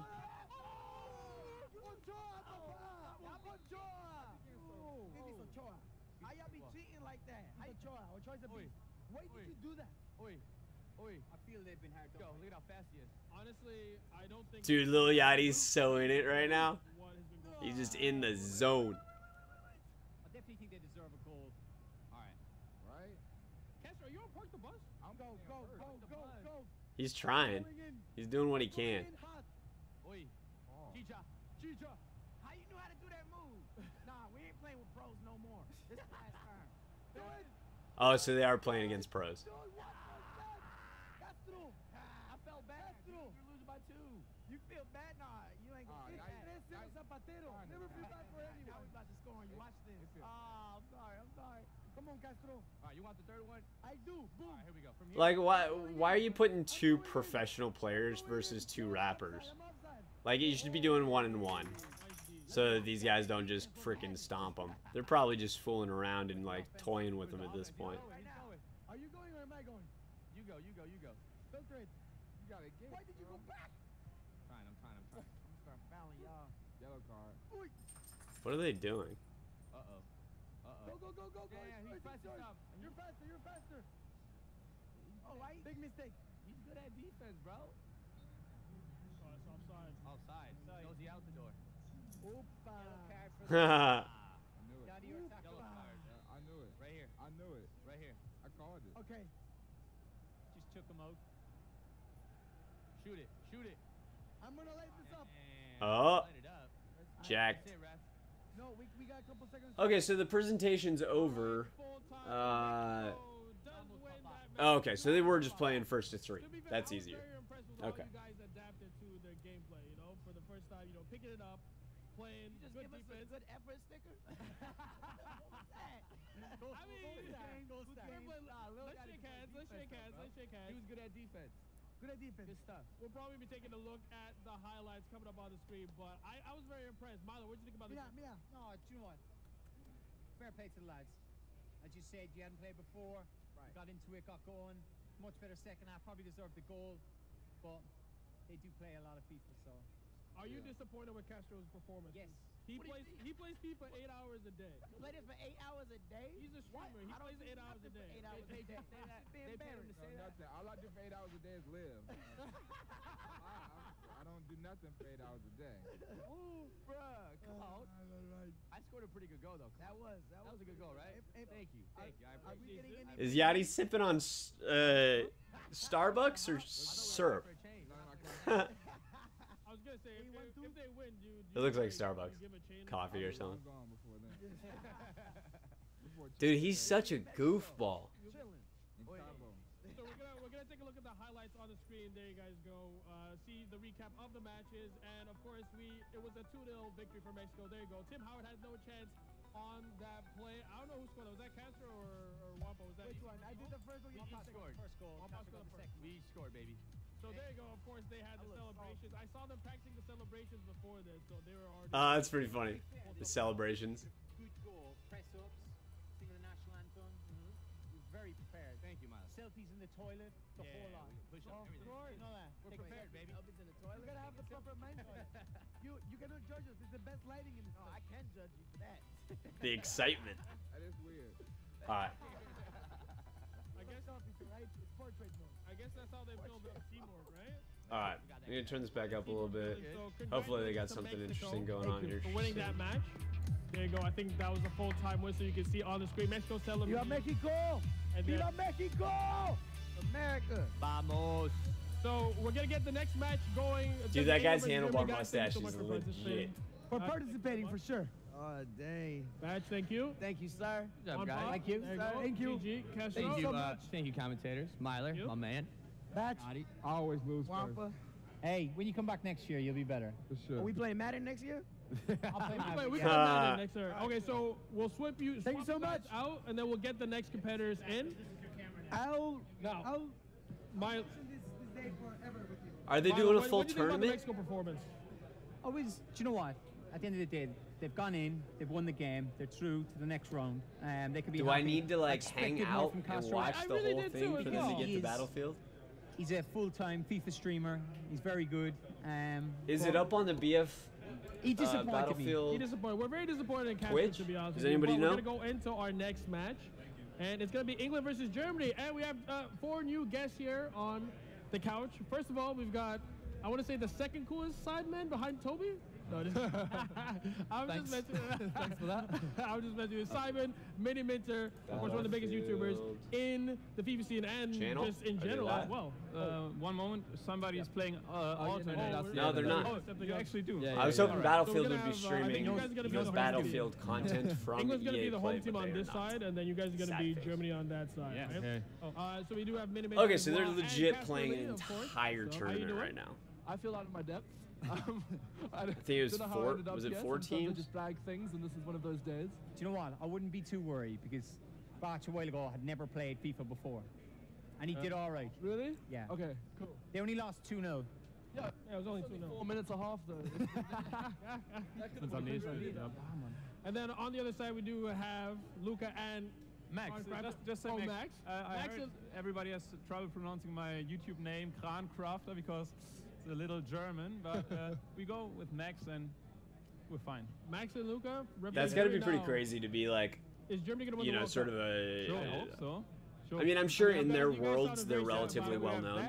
I don't know who any of these guys are, so it's sort of interesting for me. But I like that they invited some of these people from like the countries that they're from to represent those home countries in the tournament. That's pretty cool. Very focused. So we'll get into the game in a bit. Kind of like how they had the for Madden, how they had the teams players, like how each team had a representative esports player representing their team. Like that's pretty freaking cool. Are we gonna allow that? Well, technically it's in head-to-head, so it is allowed.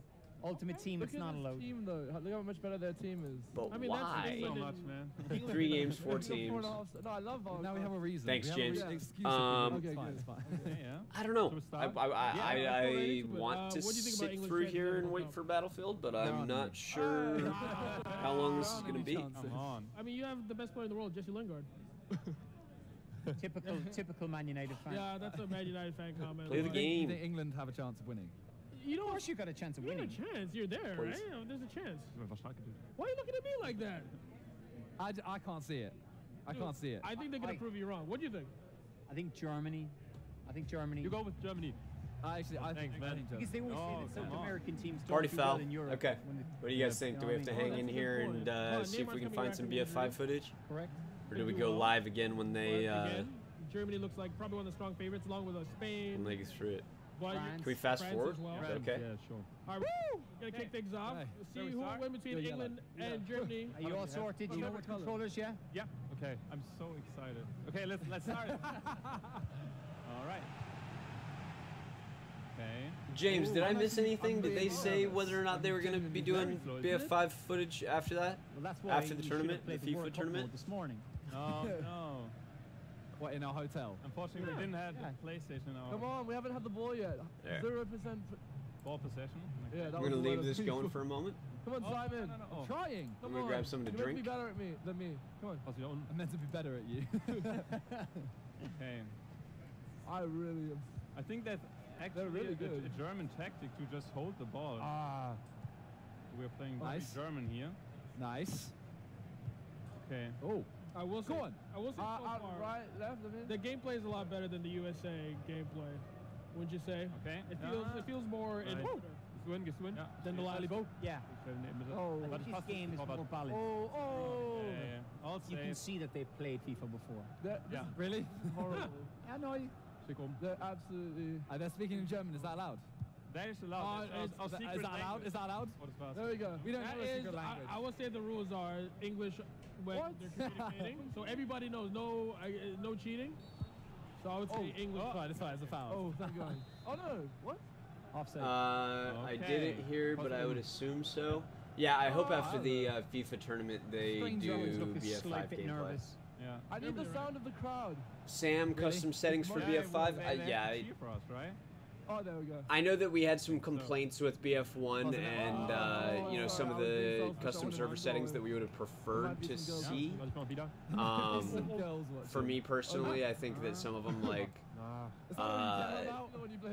Hey, is that why you showed up? Just for the girls? Okay. What was the one that we had the issue with the other day? I forget. Hey, there's plenty of girls play FIFA.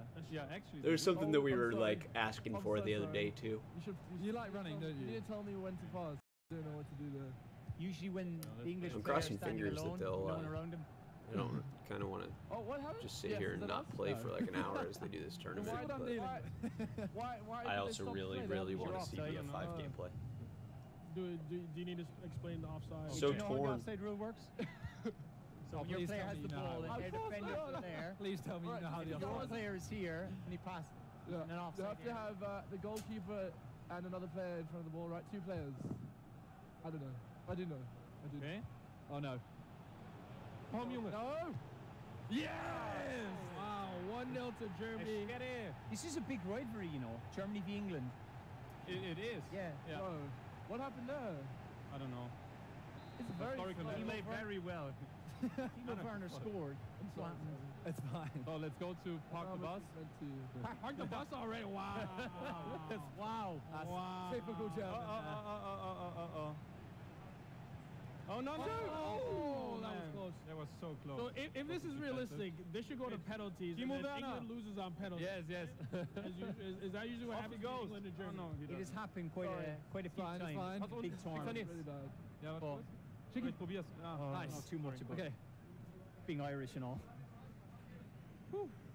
Ref. That's a bad tackle. That's bad. Ref.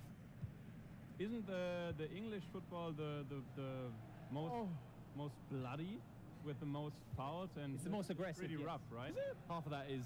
We've seen that. Stop distracting. I'm sorry, man. People like me like to kick people. People who are better than us. Time wasting. Come on. David, who's the most famous person you fouled? Oh fuck. The most famous person I have what? Fouled. Well, I'll tell you this, right? We played Portugal a couple of years ago. Yeah, it's six. Ronaldo for the World Cup. Okay. Yes, come on. He's offside. And then like I was getting all messed up. You don't know offside rule, do you?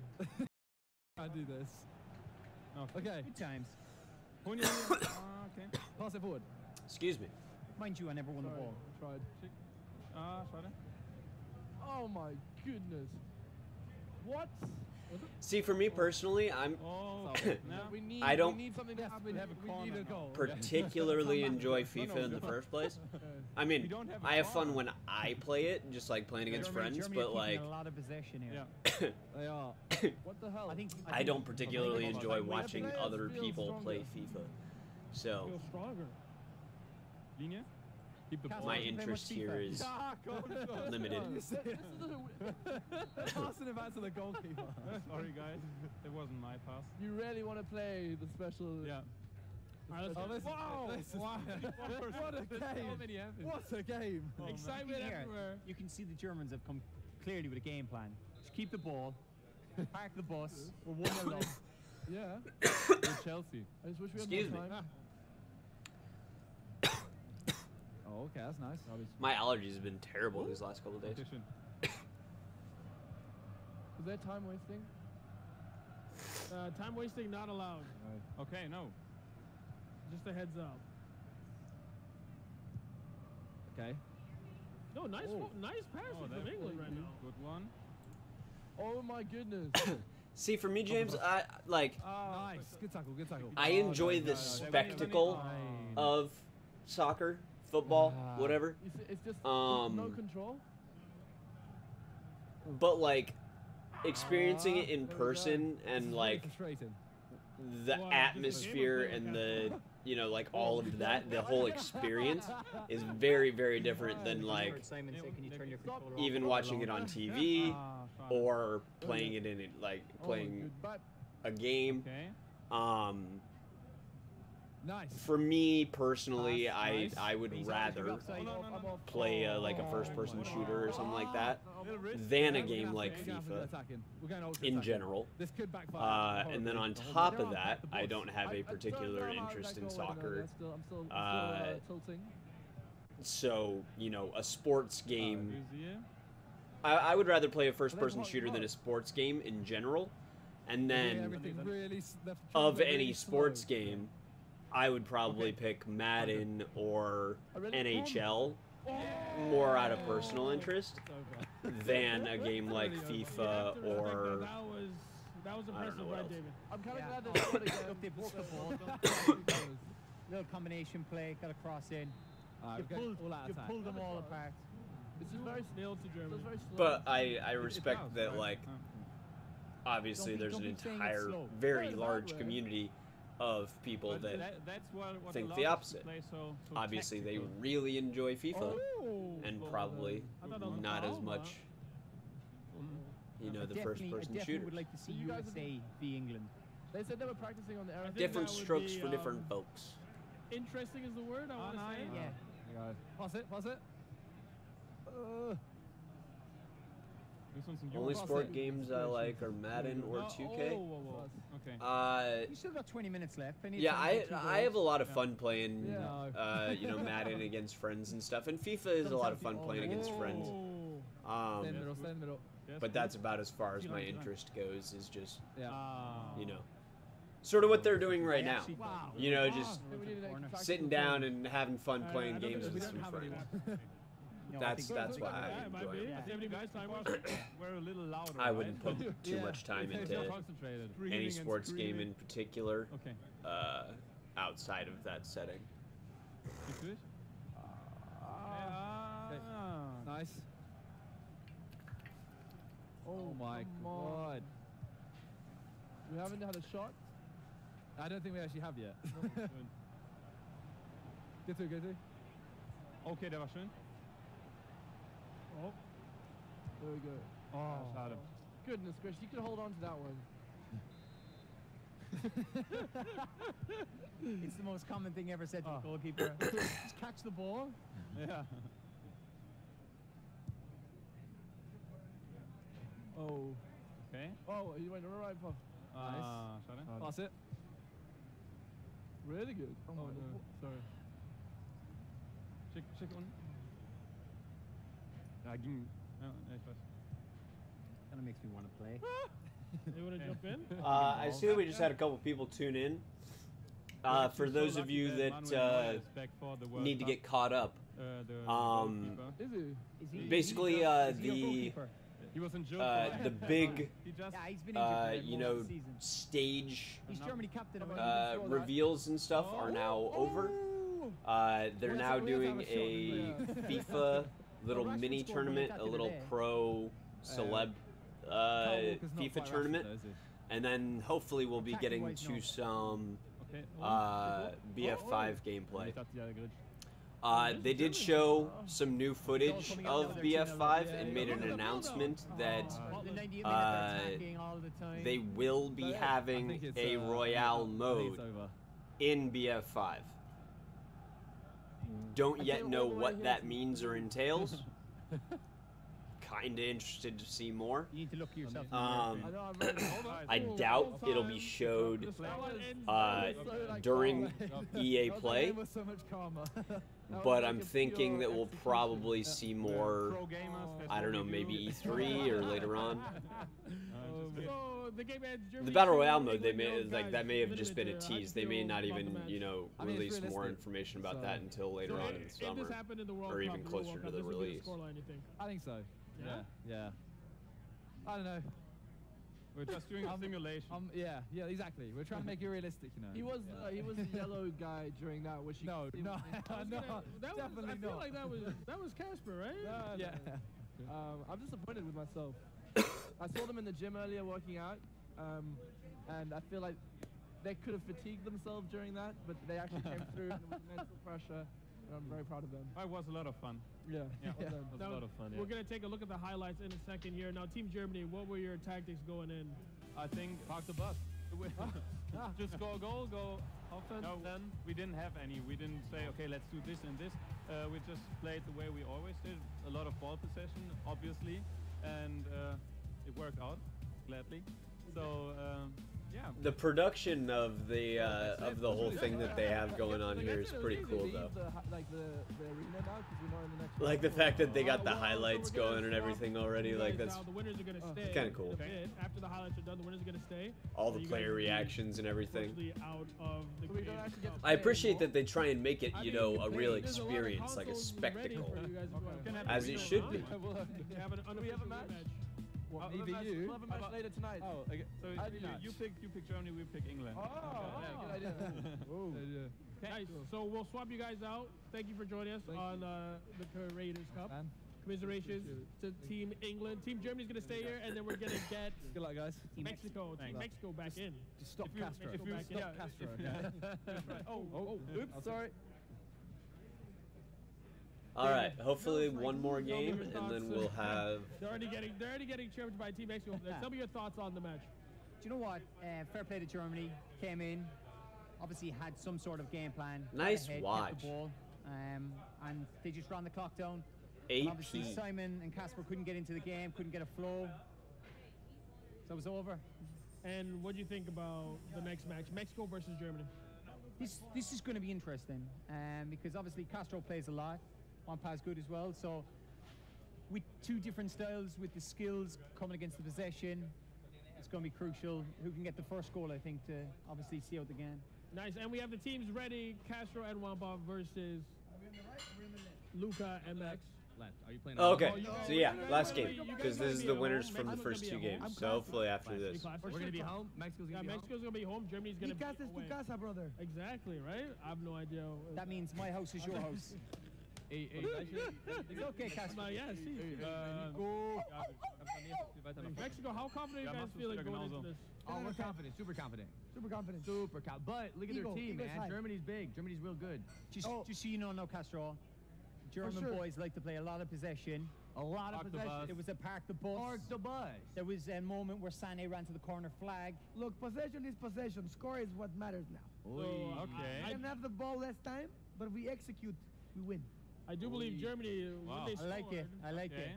Germany, when they scored, they did go park the bus. So now they're very tall, they're very strong, they're very powerful. We need to play low, for sure.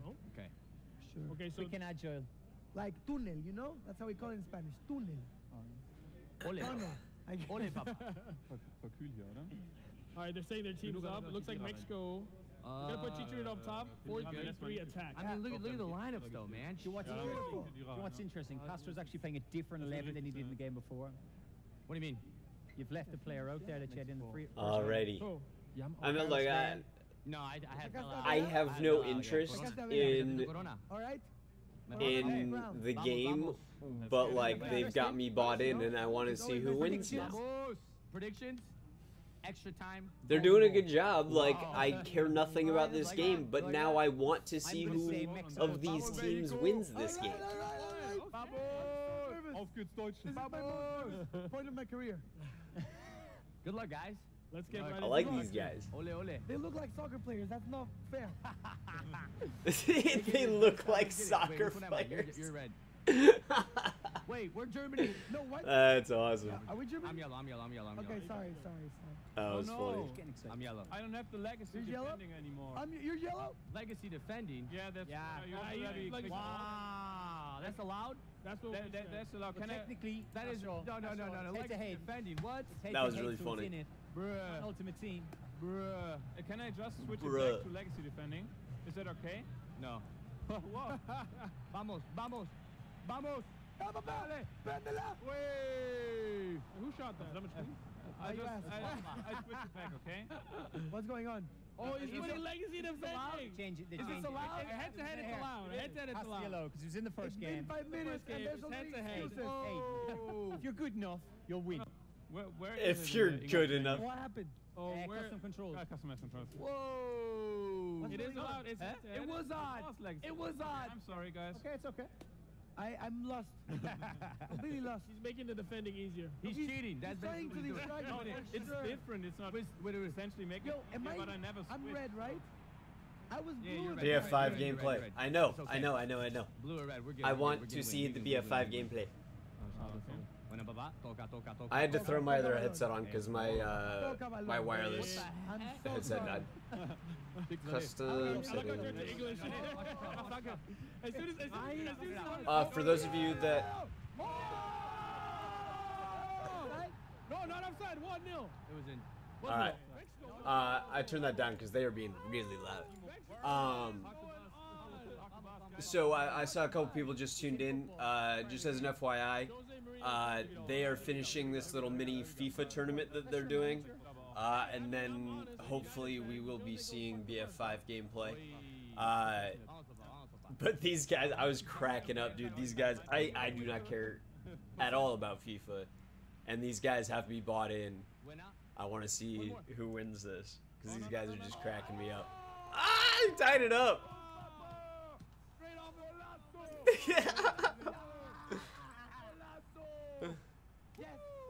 That's why FIFA exists, for players like the first game of the World Cup. This is great. Here, I'm gonna turn it up because this is fantastic. I think you guys already won on celebrating. Obviously, you're best in that. Vamos. Look, man, we're passionate. Oi. Oh, no. Oi, pa' afuera, pa' otra. Cambio de lado. Es que no, los alemanes corren. Nein, ich hab doch direkt geklickt. Pégale. No. No way. Pa' dentro. Oh, Pa' atrás, si quieres. No, No la cruz. Okay. Do it! No, they're Ja, tall. jetzt sicher. Germans are tall and strong. Fast, very fast. Okay, ich dränge ab. Geh du durch. Oh! Oh! Watch the far post. Watch the far post. Okay. Sácala. Oh! Good job. Yeah, so nervous. Press B. B or square? B. All right. Or circle. No, true. This PlayStation. Joe, James, the link didn't actually go through. You'll have to press it got blocked in the chat. What a save. Agárrala. Vámonos. Vámonos, papá. Oh, good job, ref. Thank you, ref. Arba. I'm sick of this. Calma. Yeah, I'm just getting it out. Okay. I cannot afford. Luka ran straight What do you mean getting it out? You just gave him the ball. I panicked again. Very fair, thank you. I panicked again. Juégala. Oh, get it. Ref. Alright.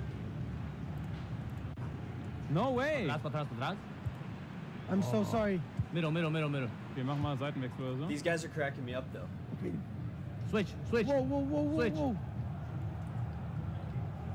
Unten. No. Oh, here we go. Komm, schieb rein. Nice. Are these like actually Press rein, habe ich verstanden. Ja, hier, ich passe unten zu Sané. pro FIFA players? Oh no, he's hurt. Okay. Get it out. Okay, that went off him. Wollen wir Sané ausprobieren? Bueno. Circle. Nee, lassen noch drin. Sané is injured. We'll have a look whether he returns or no. Whether he returns? He's not going to the World Cup. It's okay. Here we go. Hey, that hurts, hearing that. That's life. This is not the only time he misses the World Cup. Get it out. Oh! No. Ochoa, papá! Grande Ochoa. Gigante. Get it out. Okay. Calma, que se esparce el partido. Ahí. Por la banda. All right. Ready? Aquí, cerca. Okay, haben wir. Ja. I'm sorry. Okay, schön. Doppelpass hier. In Mitte. Oh, he's injured, huh? I might tackle him. Finish him off. You already did. Por la banda. Oh, sorry. It's okay. Arba. Aquí. Oh, no. Por la banda. Hey! I'm checking out Is that link, legal? James. Are we just gonna continue playing? You just killed the guy.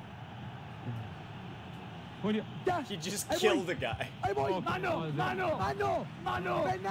Penal! The guy's still down. Tira penal. Open. I'm open. There it is. Okay. Bad pass. Schick unten. Ja, wir machen mal locker. Someone's getting nervous. We're in their head.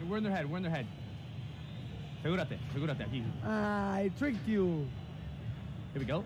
Por la banda. Okay. You got the players. They're in.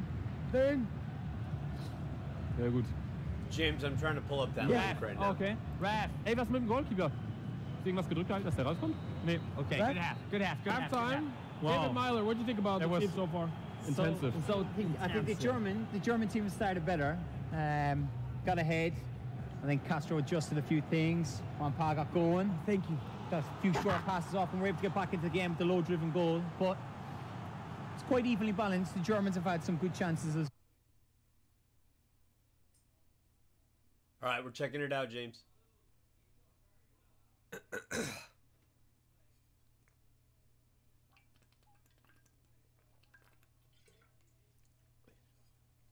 Called Narvik, and as an attacker you'll be power dropping into the level at night time on day 1 as part of an airborne division.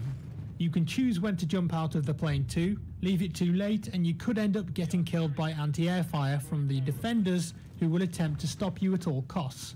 Now when you're on the ground as an attacker, your first objective is to destroy a possible total of 4 artillery cannons. To do this you'll have to collect explosives that are dotted around the map and arm them on the cannons. Sounds easy, right? Well, I don't think so. You'll be up against defenders who can build fortifications such as sandbags and machine gun nests to stop you in your tracks. And remember, if you plant one of the explosives, it can be defused by the defenders too. So once it's armed, stick around or your detonation celebration may be short-lived. Don't forget though, you're in a squad, and team play is incredibly important in Battlefield 5. And no matter what class you are, you can revive any teammate in your squad if they go down. You can even ask for help if you need it. A squad revive won't put you back on full health though, like a medic revive will. Medic revives are much faster too.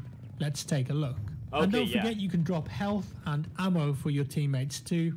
And if you're running low, you can always pick some up at a supply station. Now, the more cannons you destroy on day 1 will have an impact on day 2, so get to work.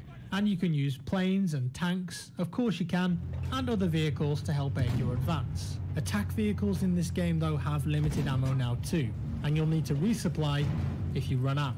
And don't forget about squad call-ins too, like the Churchill crocodile tank with its flamethrower turret, or of course the devastating blast of a V1 rocket. What? Holy crap. Day 1 of Grand Operations will eventually end and Day 2 will begin. This time it's in the daylight and you've advanced further into the town. Notice that the game mode has changed too. It's now breakthrough with sequential flag captures which can be attacked or defended. Once again, as an attacker, do your best to stick with your squad and push onto the flags together.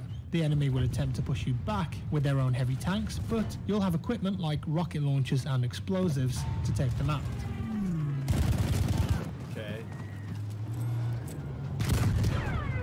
It does seem to feel a little more reminiscent of BF4, in my opinion. Sniping in BF5 can be very effective. However, locating targets is more difficult now that 3D spotting has been heavily toned down and is very rare to see. Okay. There you are.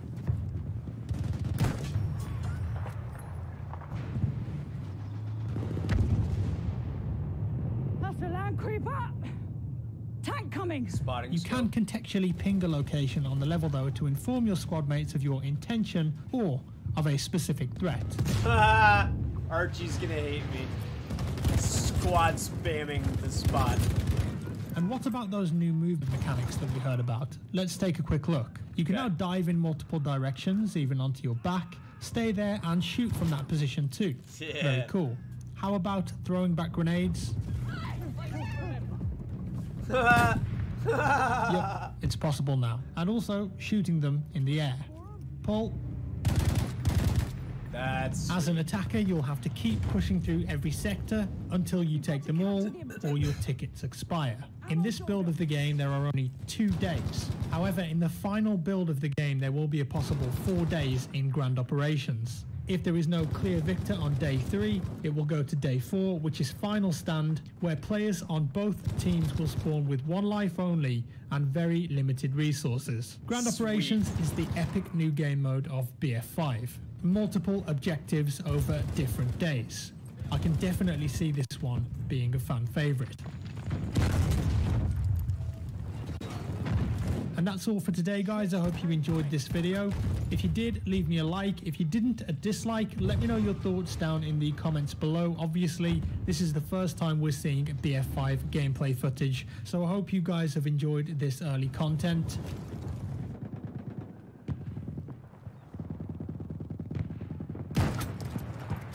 Haha, Westy. Subscribe if you want to see more, and I'll see you in the next one. Dude, that's sick. Shout out Jack Frags. That was gangster.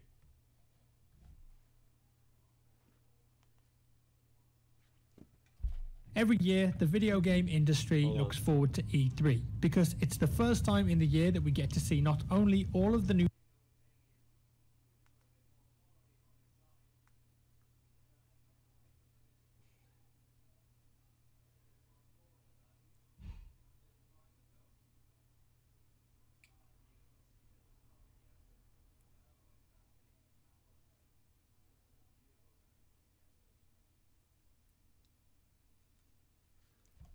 Alright.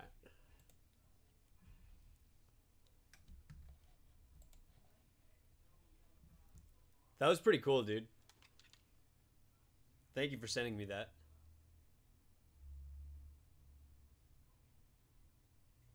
I am trying to...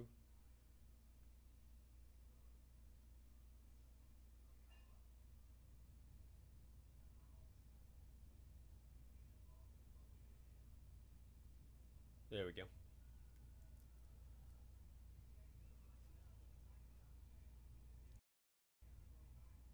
game announcements, but also well. So crazy. Ja, lass einen neuen Stürmer bringen. Are they still going? They got a lot of strategy, Germany, to be honest. Is Fabian playing? Haben wir noch einen Deck? Nee. Fabian, I think you guys subbed him off. Oh no, he just got he has no energy. Yo, James, that was gangster though. That was crazy.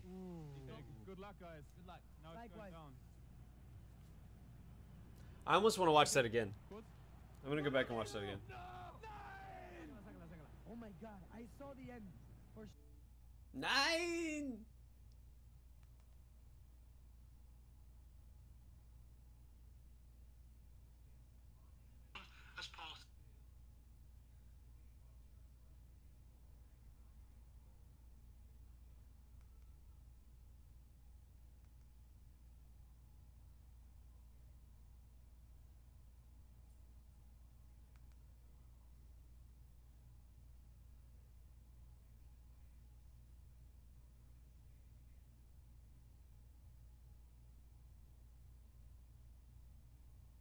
There we go, we're gonna watch it again. Today we're taking a look at Grand Operations gameplay from Battlefield 5, and this video is sponsored by EA.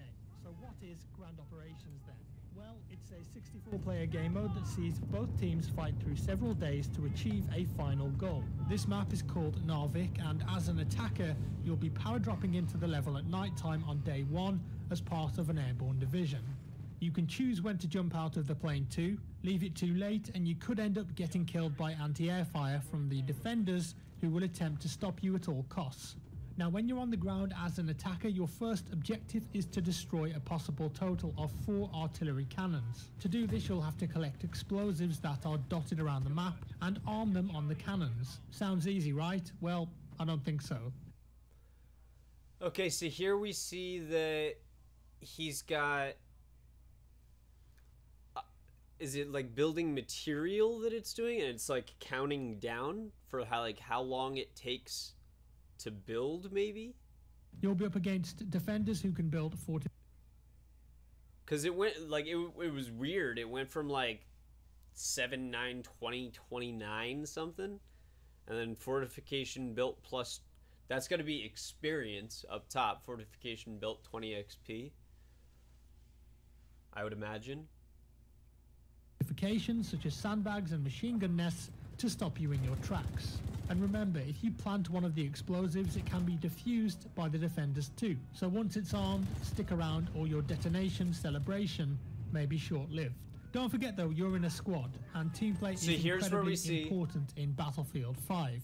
So here's where we see that the non-medic revives take quite a bit longer than the medic revives. He mentions it, but I think the amount of difference, like it almost looked like the medic revive is similar to BF1. It looked pretty quick, like he stabbed him with the syringe and he was back.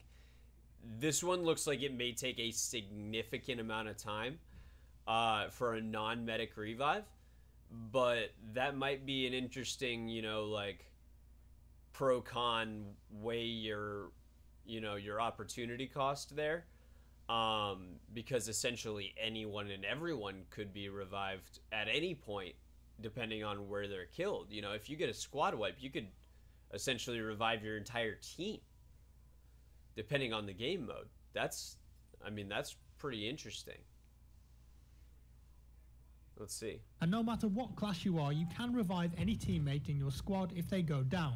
You can even ask for help if you need it. Bleeding out. The squad revive won't put you back on full health though, like a medic revive will. Medic revives are much faster too.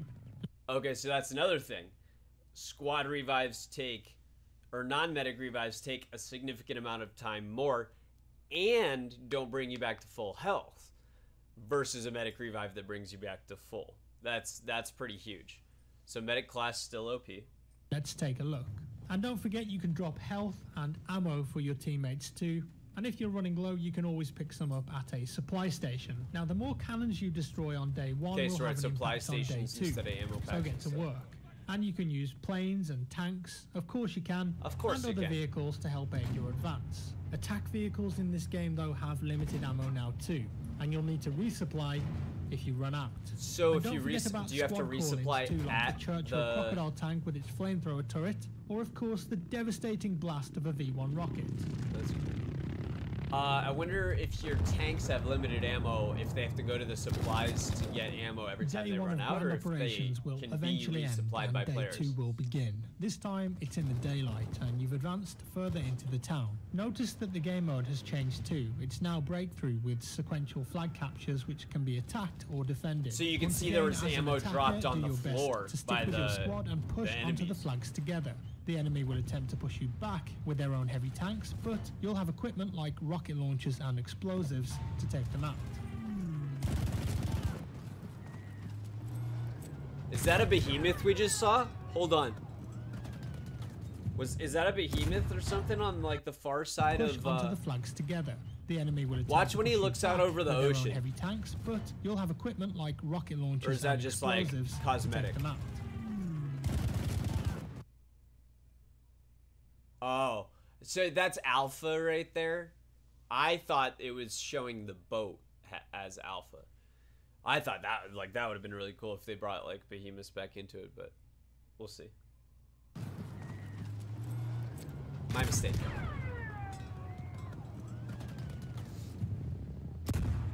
There is a big ass boat over there though.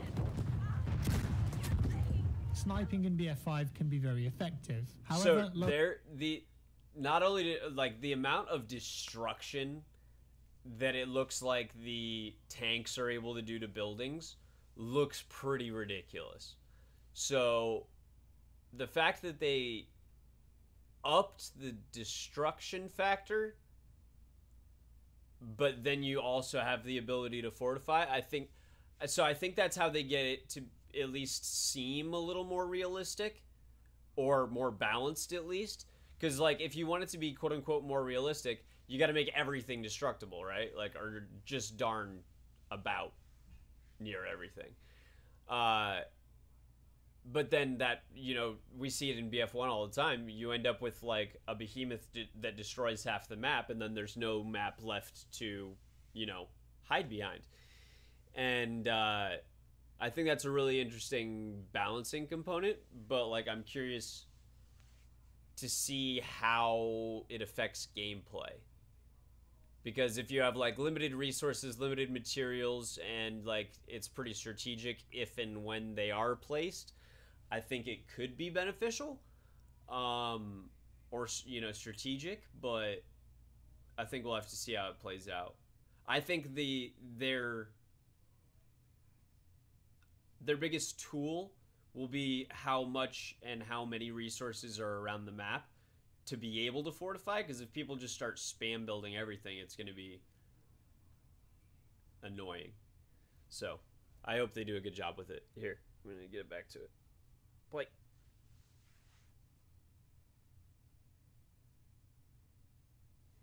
Locating targets is more difficult now that 3D spotting has been heavily toned down and is very rare to see.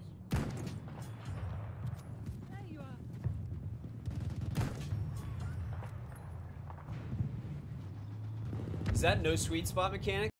That's a land creeper. I don't know. You can contextually ping a location on the level though to inform your squad mates of your intention or of a specific threat. Sorry in advance, Archie. And what about those new movement mechanics that we heard about? Let's take a quick look. You can now dive in multiple directions, even onto your back, stay there and shoot from that position. So the prone... Very cool. How about throwing back grenades? I want to watch that back.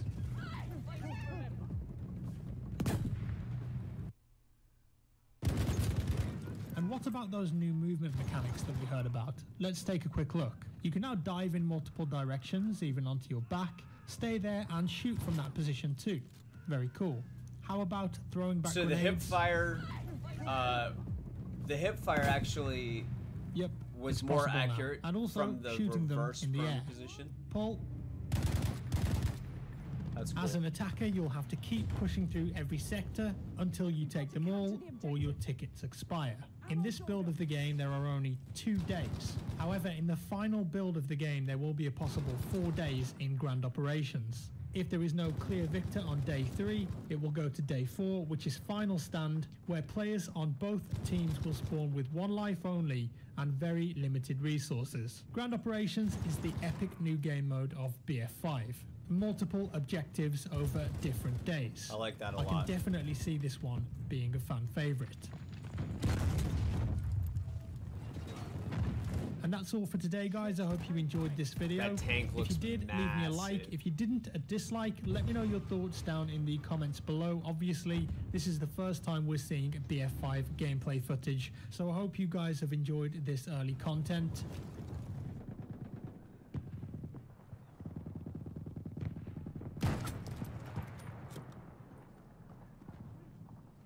I love that he throws the snipe of Westy in there. Subscribe if you want to see more, and I'll see you in the next one. Yeah, Archie, did you see what they said about the spotting? Every year, the video game industry looks forward to E3 because it's the first time in the year that we get to see not only all of the new game announcements, but I'm going back so you can see Today, we're taking a look at Grand Operations gameplay from Battle. Archie, I'll replay it in case you And remember, didn't if you hear plant one of the explosives, and you'll need to resupply if you run out. Day 1 can be attacked or defended. Once again, as an attacker, do your best to stick with your squad and push onto the flag together. The enemy will attempt to push you back with their own heavy tanks, but you'll have equipment like rocket launchers and explosives to take them out.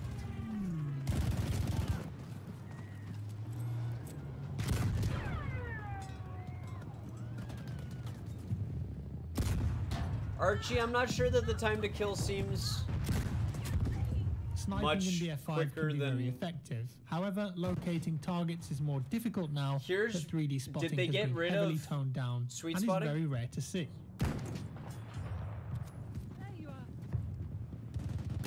Because he seems to be using the same sniper rifle and at pretty different distances getting single shot You can kills. contextually ping a location on the level Archie, to this inform part. your squad mates of your intention or of a specific threat. My right bumper is going to be broken. And what about those new movement mechanics that we heard about? Let's take a quick look. You can now dive in multiple directions, even onto your back, stay there and shoot from that position too. Very cool. Gangster. How about throwing back grenades? Alright. That's enough of that. Yeah, Archie, I know, but I was just curious if the sweet spot mechanic was still in the game or not. And I'm not sure. He didn't mention it. I know that that was a point of interest or concern with a couple of our guys. Some in favor of the sweet spot, some not, but did get first gameplay footage from Jack Frags. Nice. Yeah, there should be a ton more footage coming soon. So, anyway, that was interesting. I thought it was good. Pretty freaking cool. Hopefully, we'll see a whole bunch more gameplay coming here shortly. After a bunch of these YouTubers and streamers get their hands on it. So, catch y'all later on. I'm gonna go play some games.